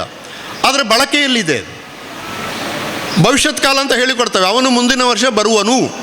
ಯಾರಾದರೂ ಮಾತನಾಡುವಾಗ ಬರುವನು ಅಂತ ಹೇಳ್ತಾನೆ, ಹೇಳುವುದಿಲ್ಲ, ಅವ ಬರ್ತಾನೆ ಅಂತ ಹೇಳ್ತೇವೆ. ಸೊ ಇಲ್ಲದೇ ಇರುವುದು ಪಠ್ಯಪುಸ್ತಕದಲ್ಲಿ ಇದೆ. ಯಾವುದು ಜನರ ನಡುವೆ ಇದು ಅದು ಪಠ್ಯಪುಸ್ತಕದಲ್ಲಿ, ಗ್ರಾಮರ್ ಪುಸ್ತಕಗಳಲ್ಲಿ ಇಲ್ಲದೇ ಇರುವುದರಿಂದ ನಮ್ಮ ಪಠ್ಯಪುಸ್ತಕಗಳು ಮತ್ತು ಜನಗಳಿಗೂ ಒಂದು ಅಗಾಧವಾದ ಅಂತರ ಉಂಟಾದ್ದರಿಂದ ನಮ್ಮ ಪಾಠ ಮಾಡುವ ವಿಧಾನ ಹಳತಾಗುವುದರ ಜೊತೆಗೆ ಕನ್ನಡ ಕಲಿಯುವುದೇ ಕಷ್ಟ ಎಂಬ ಭಾವಕ್ಕೆ ಜನ ಬಂದಿದ್ದಾರೆ. ಇದೆಲ್ಲದರ ಬಗ್ಗೆ ನಾವು ಸರ್ಕಾರಕ್ಕೆ ವರದಿಗಳನ್ನು ತಯಾರು ಮಾಡಿದ್ದೇವೆ. ಅನೇಕ ವಿದ್ವಾಂಸರು ನಮ್ಮ ಜೊತೆ ಕೈ ಜೋಡಿಸಿದ್ದಾರೆ. ಮತ್ತು ನಾವು ವಿದ್ವಾಂಸರು ಅಂತಂದಾಗ ತಪ್ಪು ತಿಳ್ಕೊಳ್ಬಾರ್ದು. ಈಗ ಹೈಸ್ಕೂಲ್ನಲ್ಲಿ SSLCಯಲ್ಲೂ ಯಾಕೆ ಕನ್ನಡದಲ್ಲಿ ಫೈಲ್ ಆಗಿದ್ದಾರೆ ಎಂಬ ವರದಿಯನ್ನು ತಯಾರು ಮಾಡಿದ್ದಕ್ಕೆ ನಾವು ಹೈಸ್ಕೂಲ್ ಮೇಷ್ಟ್ರುಗಳನ್ನೇ ಕರೆದು 5 ದಿವಸ ಕೂತದ್ದು. ಯೂನಿವರ್ಸಿಟಿ ಪ್ರೊಫೆಸರ್ಗಳನ್ನು ಕರೆದಿಲ್ಲ, ನಾವು ಶಿಕ್ಷಣ ತಜ್ಞರನ್ನೂ ಕರೆದಿಲ್ಲ. ನಾವು ಮೇಷ್ಟ್ರನ್ನು ಕರೆದು ಏನಪ್ಪ ಸಮಸ್ಯೆ ಹೇಳಿ, ಬೆಳಗಾವಿನಲ್ಲಿ ಏನು ಸಮಸ್ಯೆ, ಹೈದರಾಬಾದ್ ಕರ್ನಾಟಕದಲ್ಲಿ ಅಥವಾ ಕಲ್ಯಾಣ ಕರ್ನಾಟಕದಲ್ಲಿ ಏನು ಸಮಸ್ಯೆ, ಬೆಂಗಳೂರಿನಲ್ಲಿ ಏನು ಸಮಸ್ಯೆ, ಈ ಥರದ ವರದಿಗಳನ್ನು ತಯಾರು ಮಾಡ್ತಾ ಇದ್ದೇವೆ. ಇದಕ್ಕೆ ಪೂರಕವಾಗಿ ಇನ್ನು 10 ವರ್ಷ ಆದ ಮೇಲೆ ಕನ್ನಡ ಎಲ್ಲಿರ್ತದೆ? ಈಗಿನ ಹಾಗೆ ಕನ್ನಡ ಏನು ಈಗ ಬೆಳೀತಾ ಇದೆಯಲ್ಲ ಅಥವಾ ಶ್ರಿಂಕ್ ಆಗ್ತಾ ಇದೆಯಲ್ಲ, ಕನ್ನಡ ಶಾಲೆಗಳು ಮುಚ್ಚುತ್ತಾ ಇವೆ. ಹೆಚ್ಚಿನವರು ತಮ್ಮ ಮಕ್ಕಳನ್ನು ಇಂಗ್ಲೀಷ್ ಮಾಧ್ಯಮದಲ್ಲಿ ಕಲಿಸ್ತಾರೆ. ಸರ್ಕಾರವೇ ಇವತ್ತಿನ ಪ್ರಜಾವಾಣಿಯಲ್ಲಿ ಶಿವಾಚಾರ್ಯ ಸ್ವಾಮಿಗಳು ಭಾಳ ಒಳ್ಳೆಯ ಲೇಖನವನ್ನು ಬರೆದಿದ್ದಾರೆ. ಮೊದಲ ಭಾಷೆಯಾಗಿ ಇಂಗ್ಲೀಷ್, 2ನೇ ಭಾಷೆಯಾಗಿ ಕನ್ನಡ ಹೇಳಿಕೊಡಬೇಡಿ, 5ನೇವರೆಗೆ ಕನ್ನಡ ಮಾಧ್ಯಮದಲ್ಲಿ ಹೇಳಿಕೊಡಿ, ಇಂಗ್ಲೀಷನ್ನು 1ನೇ ಕ್ಲಾಸಿಂದಲೇ ಒಳ್ಳೆಯ ಭಾಷೆಯಾಗಿ ಹೇಳಿಕೊಡಿ ಎಂಬುದು ಅವರ ನಿಲುವು. ಕನ್ನಡ ಅಭಿವೃದ್ಧಿ ಪ್ರಾಧಿಕಾರದ ನಿಲುವು ಕೂಡ ಅದೇ. ಇಂಗ್ಲೀಷ್ ಬೇಡ ಅಂತ ಹೇಳೋಕ್ಕಾಗಲ್ಲ ಇವತ್ತು. ಆದರೆ ಹೇಗೆ ಕಲಿಸಬೇಕು, ಕನ್ನಡವನ್ನು ಹೇಗೆ ಕಲಿಸಬೇಕು ಎಂಬುದರ ಬಗ್ಗೆ ಒಂದು ವಿವೇಚನೆ ಇರಬೇಕು. ರಾಜ್ಯ ಶಿಕ್ಷಣ ನೀತಿ ಈ ದೃಷ್ಟಿಯಿಂದ ಬಹಳ ಒಳ್ಳೆಯ ವರದಿಯನ್ನು ಸರ್ಕಾರಕ್ಕೆ 10 ತಿಂಗಳ ಹಿಂದೆ ಸಲ್ಲಿಸಿದೆ. ಅದರಲ್ಲಿ ಭಾಷೆಗಳ ಬಗ್ಗೆ ತುಂಬ ಒಳ್ಳೆಯ ಸಲಹೆಗಳು ಇದೆ. ಆದರೆ ದುರ್ದೈವ ಅದು ಇನ್ನೂ ಕೂಡ ಅನುಷ್ಠಾನಕ್ಕೆ ಬರಲಿಲ್ಲ. ಅನುಷ್ಠಾನಕ್ಕೆ ಬರಲಿ ಅಂತ ಹೇಳುವ ನಿಮ್ಮಂಥ ಕನ್ನಡ ಮೇಷ್ಟ್ರುಗಳು. ಈ ಕನ್ನಡ ಮೇಷ್ಟ್ರುಗಳು ಅಂದರೆ ಎಲ್ರಿಗೊಂದು ಸಸಾರ. ನಾನು ಮೊನ್ನೆ ಒಂದು ಕನ್ನಡ ಸಿನಿಮಾ ನೋಡ್ತಾ ಇದ್ದೆ. ಕನ್ನಡ ಮೇಷ್ಟ್ರುಗಳನ್ನ ಎಷ್ಟು ತಮಾಷೆ ಮಾಡ್ತಾರೆ ಅಂದರೆ ಅವರಿಗೆ ಲವ್ ಮಾಡೋಕ್ಕೂ ಬರಲ್ಲ. ಚಂದದ ಹುಡುಗಿ ಬಂದರೆ ಇವನು ಕವಿರಾಜ ಮಾರ್ಗದ ಬಗ್ಗೆ ಹೇಳೋದು, ಅವಳು ಓಡಿ ಹೋಗ್ತಾಳೆ. ಸಿನಿಮಾದಲ್ಲಿ ಕೂಡ ಕನ್ನಡ ಮೇಷ್ಟ್ರು ತಮಾಷೆಗೆ ಆಗ್ಬಿಟ್ಟಿದ್ದಾರೆ. ಇಂಥ ಒಂದು ಪರಿಸ್ಥಿತಿಯಲ್ಲಿ ಕನ್ನಡ ಉಳಿಬೇಕಾದ್ರೆ ಇಡೀ ಜನಸಂದೋಹವೇ ಕೆಲಸ ಮಾಡಬೇಕು. ಹೆಂಗೆ ಗೋಕಾಕ್ ಚಳುವಳಿಯಲ್ಲಿ ಒಂದು ಕೆಲಸ ಆಯಿತೋ, ಏಕೀಕರಣ ಚಳುವಳಿಯಲ್ಲಿ ಒಂದು ಕೆಲಸ ಆಯಿತೋ, ಇವತ್ತು ಕನ್ನಡ ಮತ್ತು ಕನ್ನಡ ಶಾಲೆಗಳು ಉಳಿಬೇಕಾದ್ರೆ ಆ ಮಟ್ಟದ ಕೆಲಸ ಆಗಬೇಕು. ಆದರೆ ಕಷ್ಟ ಯಾಕಿದೆ ಅಂತಂದರೆ, ನನಗೆ ಗೊತ್ತಿದ್ದ ಹಾಗೆ ಕನ್ನಡಿಗರೇ ಭಾಳ ದೊಡ್ಡ ಸಂಖ್ಯೆಯಲ್ಲಿ ಇವತ್ತು ಕನ್ನಡಕ್ಕೆ ವಿರೋಧವಾಗಿದ್ದಾರೆ ಮತ್ತು ಇಂಗ್ಲೀಷಿನ ಪರವಾಗಿದ್ದಾರೆ. ನಾನು ಕನ್ನಡ ಶಾಲೆ ಮುಚ್ಚುವಾಗ ಸರ್ಕಾರಕ್ಕೆ ಭಾಳ ಕಟುವಾದ ಪದಗಳಲ್ಲಿ ಒಂದು ಪತ್ರ ಬರೆದೆ. ತಪ್ಪು, ಇದು ಹಿಂಗೆ ಮಾಡಬೇಡಿ. ನೀವು ಕನ್ನಡ ಶಾಲೆಗಳನ್ನು, ಸರ್ಕಾರಿ ಶಾಲೆಗಳನ್ನು ಅಭಿವೃದ್ಧಿಗೊಳಿಸಿ, ಮಕ್ಕಳು ಬರುವ ಹಾಗೆ ಮಾಡಿ. ನೀವು ಇರುವ ರೀತಿ ಅವರು ಹೇಳಿದರು, ನಾವು ಕನ್ನಡ ಶಾಲೆ ಮುಚ್ಚಬೇಕು ಅಂತ ಒಂದು ಆದೇಶ ಇದ್ದರೆ ತೋರಿಸಿ ಅಂತ. ನಾನು ಹೇಳಿದೆ, ನೀವು ಆದೇಶ ಹೊರಡಿಸಲಿಲ್ಲ, ಅವು ತಾವಾಗೇ ಆತ್ಮಹತ್ಯೆ ಮಾಡಿಕೊಳ್ಳುವಾಗೆ ಮಾಡಿದ್ದೀರಿ ಅಂತ ಹೇಳಿದೆ. ವಾತಾವರಣವನ್ನೇ ಹಾಗೆ ಕ್ರಿಯೇಟ್ ಮಾಡಿದ್ದೀರಿ ಅಂತ. ಸೊ ಇದರ ಬಗ್ಗೆ ಯೋಚನೆ ಮಾಡುತ್ತಾ ಇನ್ನು ಮುಂದಿನ 10 ವರ್ಷದಲ್ಲಿ ಕನ್ನಡವನ್ನು ಸಬಲೀಕರಣಗೊಳಿಸಬೇಕಾದ್ರೆ ಹೇಗೆ ಆಗಬೇಕು ಅಂತ ನಾವು ಕೆಲಸಗಳನ್ನು ಮಾಡ್ತಾ ಇದ್ದೇವೆ. ಸುಮಾರು 1,10,000 ಸ್ಥಳನಾಮಗಳ ಒಂದು ಕೋಶ ತಯಾರಾಗ್ತಾ ಇದೆ. ಆಮೇಲೆ ಸಮನ್ವಯ, ಕನ್ನಡದ ಸಮನ್ವಯ ಸಂಸ್ಕೃತಿ, ಕರ್ನಾಟಕದ ಸಮನ್ವಯ. ಈಗ ಇದೇ ಊರಿನಲ್ಲಿ 10ಕ್ಕಿಂತ ಹೆಚ್ಚು ಭಾಷೆಗಳಿವೆ. ಮಲಾಮೆ ಮಾತಾಡೋರಿದ್ದಾರೆ. ಎಷ್ಟೊಂದು ಭಾಷೆಗಳು, ನೀವು ಹೆಂಗೆ ಒಟ್ಟಿಗೆ ಬದುಕಿದ್ದೀರಿ? ಇಲ್ಲಿ ಭಾಷಾಂಧತೆ ಇದ್ದರೆ ಬದುಕೋಕ್ಕೆ ಸಾಧ್ಯ ಇಲ್ಲ, ಸುಳ್ಯ ಬದುಕೋದೇ ಇಲ್ಲ. ಆದರೆ ಇದಕ್ಕೊಂದು ಸಸ್ಟೈನಬಿಲಿಟಿ ಅಂತ ಹೇಳ್ತೀವಲ್ಲ, ಅದು ಉಳಿದಿದೆ. ಯಾಕೆಂತಂದರೆ ಇಲ್ಲಿಯ ಜನ ಎಲ್ಲರನ್ನು ಅಕಾಮಡೇಟ್ ಮಾಡುವ. ನಾನು 1979ರಲ್ಲಿ ಈ ಕಾಲೇಜಿನಲ್ಲಿ ಅಧ್ಯಾಪಕನಾಗಿದ್ದಾಗ ಸೋಣಂಗೇರಿ ಹೈಸ್ಕೂಲ್ನಲ್ಲಿ, ಸೋಣಂಗೇರಿ ಶಾಲೆಯಲ್ಲಿ ನಾವು ವಾರ್ಷಿಕೋತ್ಸವಕ್ಕೆ ಮೋಹನ್ ಸೋನಾ ಎಲ್ಲ ಇದ್ದರು, ನಾವು ಹೋಗ್ತಾ ಇದ್ದೆ. ಆವಾಗ ಆ ಶಾಲೆಯಲ್ಲಿ ಅತ್ಯಂತ ಹೆಚ್ಚು ಕೆಲಸ ಮಾಡಿದ್ದು ಸಿಲೋನಿಂದ ಬಂದ ತಮಿಳರು. ಆ ತಮಿಳರು ಇವತ್ತು ತಮ್ಮ ಮಕ್ಕಳನ್ನು ಕನ್ನಡ ಶಾಲೆಗೆ ಕಳಿಸಿ, ಕನ್ನಡ ಕಲಿಸಿ, ನನ್ನ ಗೆಳೆಯರೊಬ್ಬರು ಒಂದು ಕವನ ಸಂಕಲನ ಬರೆದು ನನ್ನ ಕೈಗೀಗ ಕೊಟ್ಟರು. ಇಲ್ಲೇ ಇದೆ. ನಾನು ಕೇಳಿದೆ, ನೀವು ಯಾರು ಸೆಲ್ವಮ್ ಅಂದರೆ ಅವರು ಹೇಳಿದರು, ನಾನು ಸಿಲೋನಿಂದ ಬಂದವನು. ನೋಡಿ, ಇದು ಭಾಷೆ ಬೆಳೆಯುವ, ಭಾಷೆಯನ್ನು ಅಕಾಮಡೇಟ್ ಮಾಡುವಂಥ ಊರು ಅಕಾಮಡೇಟ್ ಮಾಡಿದೆ, ಅವರು ಭಾಷೆಗೆ ತನ್ನನ್ನು ಅಡ್ಜಸ್ಟ್ ಮಾಡಿಕೊಂಡಿದ್ದಾರೆ. ಈ ಅರ್ಥದಲ್ಲಿ ಒಂದು 10 ವರ್ಷದಲ್ಲಿ ಕನ್ನಡ ಸಬಲೀಕರಣ ಆಗುವ ಕೆಲವು ಯೋಜನೆಗಳನ್ನು ನಾವು ಹಾಕ್ಕೊಂಡಿದ್ದೇವೆ. ಆ ಅನೇಕ ಯೋಜನೆಗಳಲ್ಲಿ ಈ ಥರದ ವಿಚಾರ ಸಂಕಿರಣಗಳನ್ನು ಮಾಡಿ ಚರ್ಚೆ ಮಾಡೋದು ಕೂಡ ನಮ್ಮ ಬಹಳ ಮುಖ್ಯವಾದಂಥ ಉದ್ದೇಶ. ಕೊನೆಯ ಮಾತು, 1992ರ ಅನಂತರ ಏನು ಜಾಗತೀಕರಣ ಅಂತ ಬೆಳೆಯಿತೋ, ಅಲ್ಲಿಂದ ಮಾರುಕಟ್ಟೆ ವಿಸ್ತಾರವಾಯಿತು. ನಮ್ಮ ಮಾರುಕಟ್ಟೆಗೆ ಬೇರೆಯವರು ಪ್ರವೇಶ ಮಾಡ್ಬೋದು, ನಾವು ಸಾಧ್ಯ ಇದ್ದರೆ ಬೇರೆ ಮಾರುಕಟ್ಟೆಗೆ ಪ್ರವೇಶ ಮಾಡ್ಬೋದು. ಇಂಥ ಸಂದರ್ಭದಲ್ಲಿ ಇಡೀ ಜಗತ್ತನ್ನು ಒಗ್ಗೂಡಿಸುವುದಕ್ಕೆ ಒಂದು ಏಕೀಕೃತವಾದಂಥ ಏಕ ವ್ಯಾಕರಣದ ಒಂದು ಭಾಷೆ ಬೇಕಾಗಿತ್ತು. ಆ ಭಾಷೆ ಇಂಗ್ಲೀಷ್ ಆಗಿ ಈಗ ಬಹುತೇಕ ದೇಶಗಳನ್ನು ಅದು ಆಕ್ರಮಿಸಿಕೊಂಡಿದೆ. ನಾವೆಲ್ಲ ಹಿಂದೆ ಏನು ಜರ್ಮನಿಯವರು ಮಾತೃಭಾಷೆಯಲ್ಲಿ ಮಾಡಲಿಲ್ವೋ, ಜಪಾನಿಯರು ಮಾತೃಭಾಷೆಯಲ್ಲಿ ಮಾಡಲಿಲ್ವೋ, ಚೈನಾದವರು ಮಾತೃಭಾಷೆಯಲ್ಲಿ ಮಾತಾಡಲಿಲ್ವೋ ಅಂತೆಲ್ಲ ಹೇಳ್ತಾ ಇದ್ವಿ. ಆದರೆ ಈಗ ನಾನು ಜಪಾನ್ನಲ್ಲಿದ್ದೆ, ಬೇರೆ ಬೇರೆ ಕಡೆ ಹೋಗ್ತಾ ಇದ್ದೇನೆ, ಎಲ್ಲ ಕಡೆ ಇಂಗ್ಲೀಷ್ ಸ್ಪೀಕಿಂಗ್ ಕೋರ್ಸ್ಗಳು ಆರಂಭ ಆಗಿದೆ. ಎಲ್ಲ ಕಡೆ ಜಪಾನ್ನ ಉದ್ದಕ್ಕೂ ನೀವು ಟೋಕಿಯೋದಿಂದ ಅಕಿತದವರೆಗೆ 600 ಕಿಲೋಮೀಟರ್ ಪ್ರಯಾಣ ಮಾಡಿದರೆ ನಿಮಗೆ ಕಾಣುವುದು ಒಂದೇ ಬೋರ್ಡು, ಇಂಗ್ಲೀಷ್ ಸ್ಪೀಕಿಂಗ್ ಕೋರ್ಸ್. ಅಂದರೆ ಜಗತ್ತು ಆ ಮಟ್ಟಿನಲ್ಲಿ ಬದಲಾವಣೆ ಆಗ್ತಾ ಇದೆ. ಮಂಡ್ಯದ ಹತ್ರ ನಾನು ಮತ್ತು ನಮ್ಮ ಕಾರ್ಯದರ್ಶಿಯವರು ಮೊನ್ನೆ ಒಂದು ಕಾರ್ಯಕ್ರಮ ಹೋಗಿದ್ದು. ಬರುವಾಗ ಇಲ್ಲಿ ಪೇರೆಂಟ್ಸ್ಗೆ ಇಂಗ್ಲೀಷ್ ಹೇಳಿಕೊಡಲಾಗುವುದು ಅಂತ ಬೋರ್ಡ್ ಹಾಕಿದ್ದಾನೆ ನಾವು.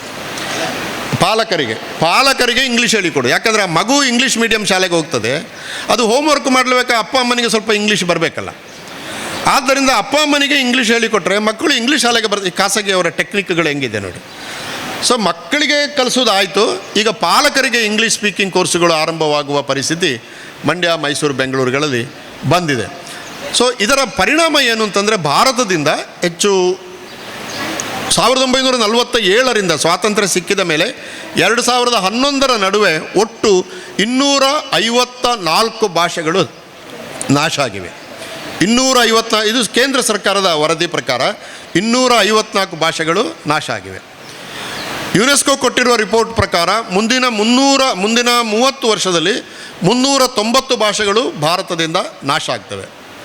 ಪೆನ್ಸಿಲ್ವೇನಿಯಾ ವಿಶ್ವವಿದ್ಯಾಲಯದ ಒಂದು ವರದಿಯ ಪ್ರಕಾರ ಮುಂದಿನ 70 ವರ್ಷದಲ್ಲಿ ಈ ಜಾಗತೀಕರಣದ ಪರಿಣಾಮವಾಗಿ 92% ಜನರು, ಭಾರತದಲ್ಲ, ಜಗತ್ತಿನ 92% ಜನರು ಕೇವಲ 8% ಜನರ ಭಾಷೆಯನ್ನು ಮಾತಾಡುವಂಥ ಪರಿಸ್ಥಿತಿ ಬರ್ತದೆ.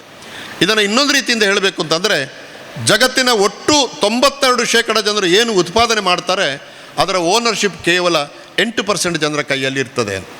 ಭಾರತದಲ್ಲಿ ಅದರ ಲಕ್ಷಣಗಳು ಈಗಲೇ ಕಾಣ್ತವೆ. 7% ಜನರ ಕೈಯಲ್ಲಿ 45% ಸಂಪತ್ತು ಈಗಾಗಲೇ ಭಾರತದಲ್ಲಿ ಕ್ರೋಢೀಕರಣ ಆಗಿದೆ. ಹಾಗಾಗಿ ಭಾಷೆ, ಮಾರುಕಟ್ಟೆ ವಿಸ್ತರಣೆ, ಸಂಪತ್ತಿನ ಕ್ರೋಢೀಕರಣ, ಅದಕ್ಕೆ ಅನುಗುಣವಾದಂಥ ರಾಜಕೀಯ, ಇದಕ್ಕೆಲ್ಲ ಇವು ಒಳ ಸಂಬಂಧಗಳು. ಇವು ಪ್ರತ್ಯೇಕವಾದ್ದು ಅಲ್ಲ ಎಂಬ ಕಾರಣಕ್ಕೆ ನಾನು ಆರಂಭದಲ್ಲಿ ಹೇಳಿದ್ದು ಇದು ನಮ್ಮದೇ ಕತೆ. ಯಾಕಂದರೆ ಅದಕ್ಕೆ ಎಲ್ಲದಕ್ಕೂ ಕೂಡ ನಾವು ನಮ್ಮ ಕೊಡುಗೆಯನ್ನು ಕೊಡ್ತಾ ಇದ್ದೇವೆ. ಇಲ್ಲೇ ನೋಡಿ, ಇಲ್ಲಿ ಕೊಡವ ಭಾಷೆ 2001 ಜನಗಣತಿಯಲ್ಲಿ ದಾಖಲಾದ್ದು 1,66,000 ಮಾತುಗಾರರು. 2011 ಜನಗಣತಿಯಲ್ಲಿ 1,36,000. ಅಂದರೆ 10 ವರ್ಷದಲ್ಲಿ 36,000 ಮಾತುಗಾರರು ಕೊಡಗಿನಲ್ಲಿ ಕಡಿಮೆ ಆಗಿದ್ದಾರೆ. ಅಂದರೆ ಅದು 19% ಪತನ ಆಗಿದೆ ಭಾಷೆ. ಕೊರಗ ಭಾಷೆಯ ಬಗ್ಗೆ ಇವತ್ತು ಯಾರು ಮಾತಾಡ್ತಾರೆ ನನ್ನ ಗೆಳೆಯರು, ತುಂಬ ಸಂತೋಷ ಆಯ್ತು ನನಗೆ. 1882 ಜನಗಣತಿಯಲ್ಲಿ 55,000 ಮಾತುಗಾರರಿದ್ದ ಕೊರಗ ಭಾಷೆ 2024ಕ್ಕೆ ನನ್ನ ಗೆಳೆಯ ಗಣೇಶ್ ಕುಂದಾಪುರದಲ್ಲಿ ಕೆಲಸ ಮಾಡ್ತಾ ಇದ್ದಾರೆ. ಇವತ್ತು ಕೊರಗ ಭಾಷೆಯನ್ನು ಮಾತಾಡೋರ ಸಂಖ್ಯೆ ಕೇವಲ 2,000. 55,000ದಿಂದ 2,000 ಇಳಿದಿದೆ. ಸೆರಾ ಅಂತ ಒಂದು ಭಾಷೆ ಸತ್ತೇ ಹೋಯಿತು. ಕೊಂಕಣಿ ಭಾಷೆ ಕೂಡ ನಿರೀಕ್ಷಿತ ಮಟ್ಟದಲ್ಲಿ ಬೆಳೀತಾ ಇಲ್ಲ. ಅದು 7-8% ವೇಗದಲ್ಲಿ ಕುಸಿತಕ್ಕೆ ಕಾರಣವಾಗಿದೆ. ಯಾಕಂದ್ರೆ ದಾಮೋದರ್ ಮೌಜೋ ಅವರಿಗೆ ಜ್ಞಾನಪೀಠ ಪ್ರಶಸ್ತಿ ಕೊಟ್ಟಾಗ ನಾನು ಕೇಂದ್ರದ ಕಮಿಟಿಯಲ್ಲಿದ್ದೆ. ಆವಾಗ ಭಾಷೆ ಬಗ್ಗೆ ಚರ್ಚೆ ಆದಾಗ ಈ ವಿಷಯಗಳೆಲ್ಲ ಹೊರಗೆ ಬಂದವು. ಹಾಗೆ ಗೆಳೆಯರು, ಇವತ್ತು ಭಾಷೆಗಳು ಪತನಮುಖಿ ಆಗ್ತಾ ಇದ್ದಾವೆ. ಒಂದು ಭಾಷೆ ಪತನಮುಖಿ ಆಗುವುದು ಅಂತಂದರೆ ಅಷ್ಟರ ಮಟ್ಟಿಗೆ ಸಂಸ್ಕೃತಿ ದುರ್ಬಲವಾಯಿತು ಅಂತ ಅರ್ಥ. ನಾನಿಲ್ಲಿ ಬರ್ತಾ ವಿದ್ಯಾರ್ಥಿಗಳು ಯಾರು ಅವರಿಗೆ ಅಭಿನಂದನೆಗಳು. ಭಾಳ ಸುಂದರವಾದ ಒಂದು ರಂಗೋಲಿಯನ್ನು ಹಾಕಿದ್ದಾರೆ ಇಲ್ಲಿ ಎದುರು ಬಾಗಿಲು ಬಂದ. ತುಂಬ ಚೆನ್ನಾಗಿದೆ. ಆ ರಂಗೋಲಿಯನ್ನು 1 ನಿಮಿಷ ದಿಟ್ಟಿಸಿ ನೋಡಿದೆ ನಾನು. ಆ ರಂಗೋಲಿಯಲ್ಲಿ ಎಷ್ಟು ಬಣ್ಣಗಳು ಜಾಸ್ತಿ ಇರ್ತವೋ ರಂಗೋಲಿ ಅಷ್ಟು ಚಂದ.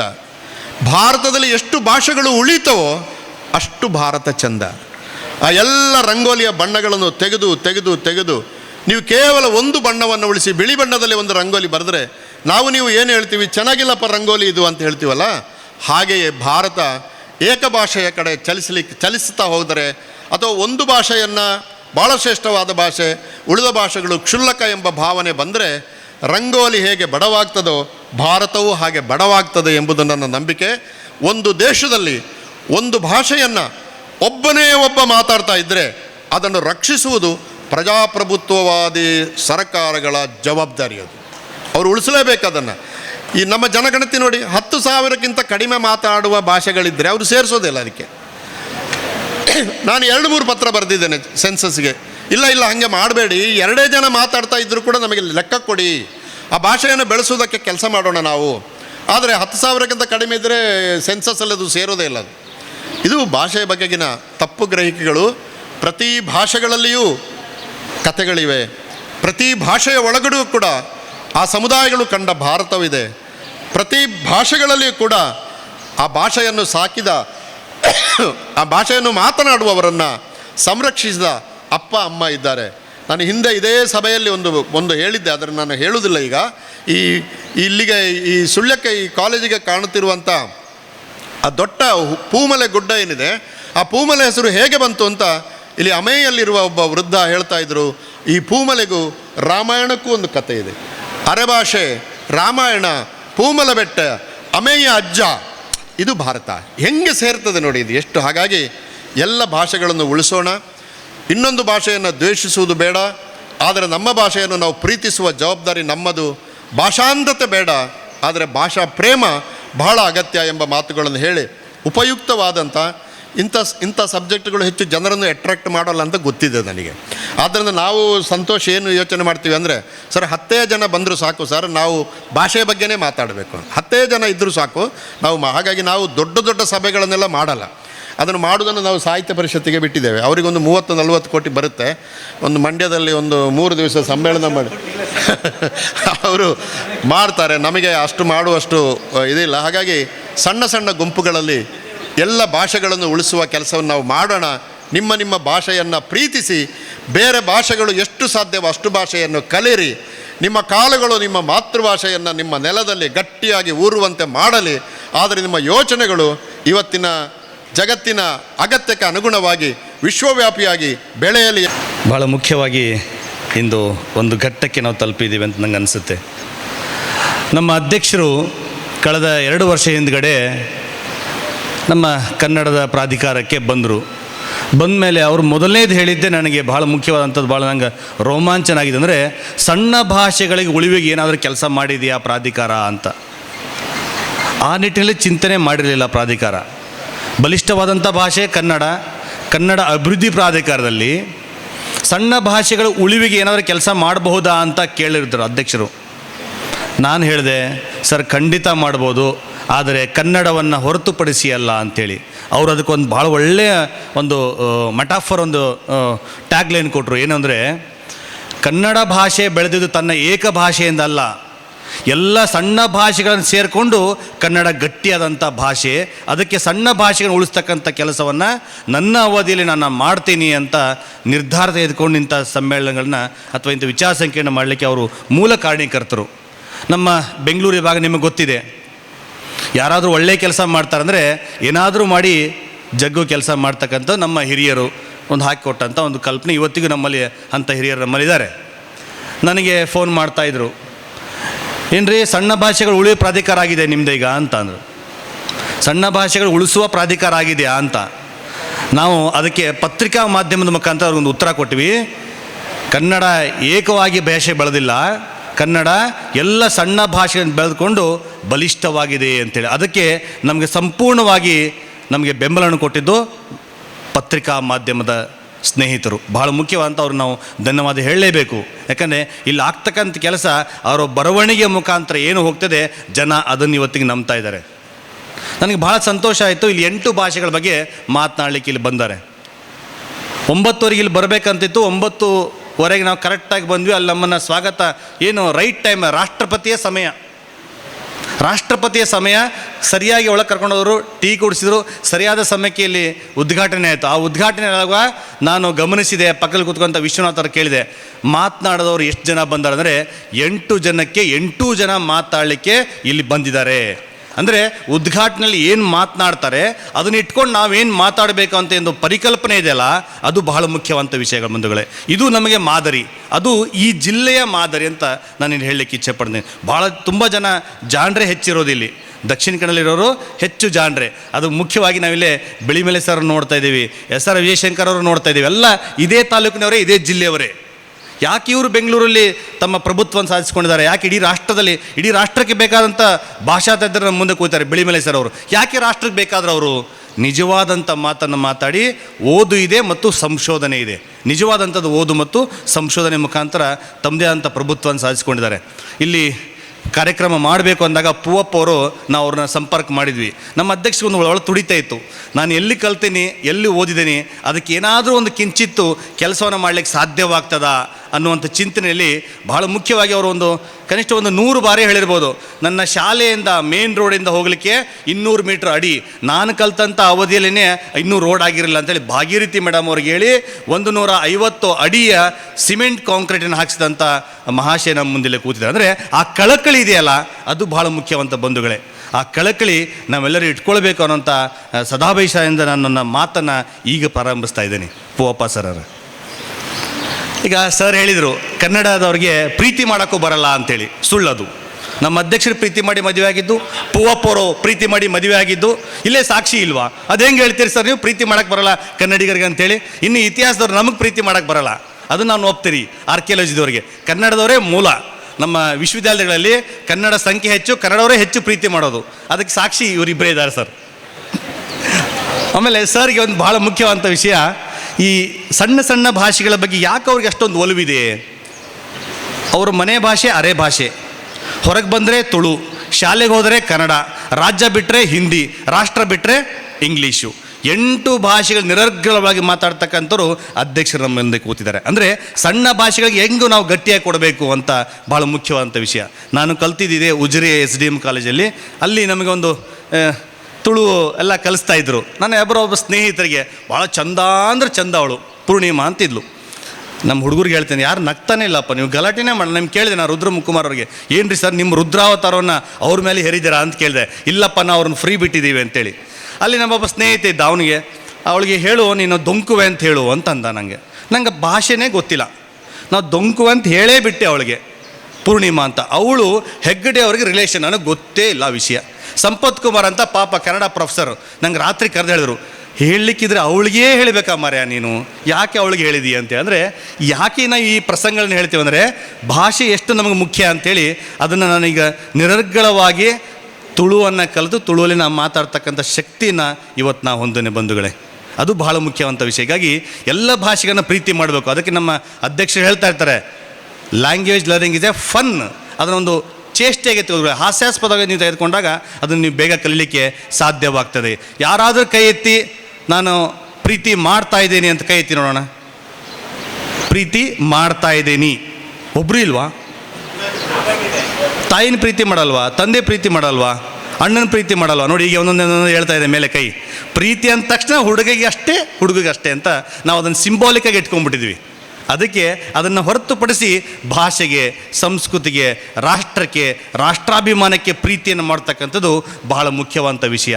ಹೀಗಾಗಿ ನಾವೆಲ್ಲವನ್ನು ನೋಡಿದಾಗ ಭಾಳ ಸಂತೋಷವಾಗ್ತದೆ. ನೋಡಿ, ಕೇವಲ 7ನೇ ತರಗತಿ ಕಲಿದಂಥ ಕುರುಂಜೆ ಗೌಡರು, ವೆಂಕಟರಮಣ ಗೌಡರು ಕೇವಲ 7ನೇ ತರಗತಿಯನ್ನು ಓದಿ 50 ವರ್ಷದಿಂದ ದೊಡ್ಡ ಸಾಮ್ರಾಜ್ಯವನ್ನು ಕಟ್ಟಿ ಇಲ್ಲಿ 3,500-4 ಸಾವಿರ ಕುಟುಂಬಗಳಿಗೆ ಕೆಲಸವನ್ನು ಕೊಟ್ಟು ಕನಿಷ್ಠ 10ರಿಂದ 15 ಲಕ್ಷ ಮಕ್ಕಳನ್ನು ವಿದ್ಯಾವಂತರನ್ನಾಗಿ ಮಾಡ್ತಕ್ಕಂಥ ಶ್ರೇಯೋಭಿವೃದ್ಧಿ ಈ ಸಂಸ್ಥೆಗೆ ಲಭಿಸ್ತದೆ.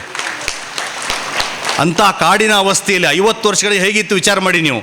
ಅವರ ಆಟೋಬಯೋಗ್ರಫಿಲಿ ನಾವು ಓದ್ತಾ ಇದ್ವಿ, ನಾನು ವಿದ್ಯೆಯನ್ನು ಕಲಿಯಕ್ಕೆ ನನಗೆ ಅವಕಾಶ ಆಗಲಿಲ್ಲ, ನನ್ನ ಮುಂದಿನ ಪೀಳಿಗೆಯವರಿಗೆ ಈ ಭಾಗದಲ್ಲಿ ಯಾರೂ ಸಹ ಅವಿದ್ಯಾವಂತರಾಗಬಾರ್ದು ಅಂತ ಒಂದು ಛಲವನ್ನು ಇಟ್ಕೊಂಡು ಕೇವಲ 7ನೇ ತರಗತಿಯ ಒಬ್ಬ ವ್ಯಕ್ತಿ ಇಂಥ LKG ಹಿಡ್ಕೊಂಡು ಮೆಡಿಕಲ್ ಕಾಲೇಜಲ್ಲಿ ಇರ್ತಕ್ಕಂಥ ಏಕೈಕ ಒಂದು ಕಾಂಪೌಂಡ್ ನಾನು ಇವತ್ತಿಗೆ ನೋಡ್ತಾ ಇದ್ದೀನಿ. ಎಲ್ಲಿಯೂ ಈ ಥರ ಒಂದೇ ಆವರಣದಲ್ಲಿ ಕಾಣಲಿಕ್ಕೆ ನಿಮ್ಗೆ ಸಾಧ್ಯವಾಗೋದಿಲ್ಲ. ನಿನ್ನೆ ರಾತ್ರಿ ಹೇಗೆ ಇಲ್ಲಿ ಬದ್ಧತೆ ಇದೆ ಅಂತ ನಾನು ಹೇಳಲಿಕ್ಕೆ ಒಂದೇ ಒಂದು ಮಾತನ್ನು ಹೇಳಿ ನಾನು ಪ್ರಾರಂಭಿಸ್ತೀನಿ. ಮಾತು ಇನ್ನೂ ಪ್ರಾರಂಭ ಆಗಿಲ್ಲ. ಬದ್ಧತೆ ಹೇಗಿರ್ತದೆ ಅಂದರೆ, ವಿಶ್ವನಾಥ್ ಅವರು ನನಗೆ ಸಿಕ್ಕರು, ಒಂದು 10 ಸಲ ಫೋನ್ ಮಾಡಿದರು. ಪೋಪರ್ ಅವರು ನಮಗೆ ಲಿಂಕ್ ಮಾಡಿಕೊಟ್ರು.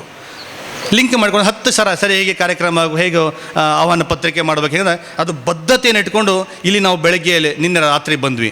ಅಧ್ಯಕ್ಷರು ಮಾತಾಡಿದ ತಕ್ಷಣ ನನ್ನ ಹತ್ರ ಬಂದರು. ಸದರ್ನ್ ಹೋಟೆಲಲ್ಲಿ ನಮಗೆ ರೂಮ್ ಮಾಡಿದರು. ಅಲ್ಲಿ ನಾನು ಉಳ್ಕೊಂಡಿದ್ದು. ಅಧ್ಯಕ್ಷರು IB ಇದ್ದಾರೆ. ಅಲ್ಲಿಗೆ ಬಂದ ತಕ್ಷಣ ಹಂಗಾಗಿ ಅವ್ರ ಕಡೆ ಬಂದಿದ್ದ, ನನ್ನ ಕಡೆ ಬಂದಿದ್ದು ಅವರು ರುದ್ರಕುಮಾರ್ ಅವರು, ಮಾನ್ಯ ಪ್ರಾಂಶುಪಾಲರು, ಒಟ್ಟಿಗೆ ಇಬ್ಬರು ಬಂದು ನನ್ನ ಜೊತೆಗೆ 2.5 ಗಂಟೆಗಳ ಕಾಲ, ರಾತ್ರಿ 2.5 ಗಂಟೆಗಳ ಕಾಲ 10 ಗಂಟೆಯವರೆಗೆ ಈ ಸಂಸ್ಥೆಯ ಪ್ರತಿಯೊಂದು ವಿಭಾಗವನ್ನು ನನಗೆ ರಾತ್ರಿ ತೋರಿಸಿ, ನಮ್ಮ ಈ ಕಾಲೇಜಲ್ಲಿ ಈ ಥರ ನಡೀತದೆ, ಮತ್ತು ಇಲ್ಲಿ ಎದುರುಗಡೆ ನಾವು ಒಂದು 10 ರೌಂಡ್ ವಾಕ್ ಮಾಡಿ, ಆಮೇಲೆ ಈ ಸಂಸ್ಥೆಯ ಹಿರಿಯರಾದಂಥ ಚಿದಾನಂದ ಗೌಡ್ರಿಗೆ ಏನಿದಾರಲ್ಲ, ಅವರು ಬಹಳ ಮುಖ್ಯವಾಗಿ ಚನ್ನಕೇಶವ ದೇವಾಲಯಕ್ಕೆ ಹಣವನ್ನು ಕೊಟ್ಟಿದ್ದು ಎಲ್ಲವನ್ನೂ ತೋರಿಸಿ ನನಗೆ ಈ ಶಾಲೆಯ ಮತ್ತು ಈ ಸಂಸ್ಥೆಯ ಬಗ್ಗೆ ಅಧಿಕೃತವಾದಂಥ ವಿನ್ಯಾಸವನ್ನು ಕೊಟ್ಟಂಥವ್ರು KT ವಿಶ್ವನಾಥ್ ಮತ್ತು ರುದ್ರಕುಮಾರ್ ಅವರು. ಅಂದರೆ ಇದು ಬದ್ಧತೆ ತೋರಿಸಿದ ಬಂಧುಗಳೇ.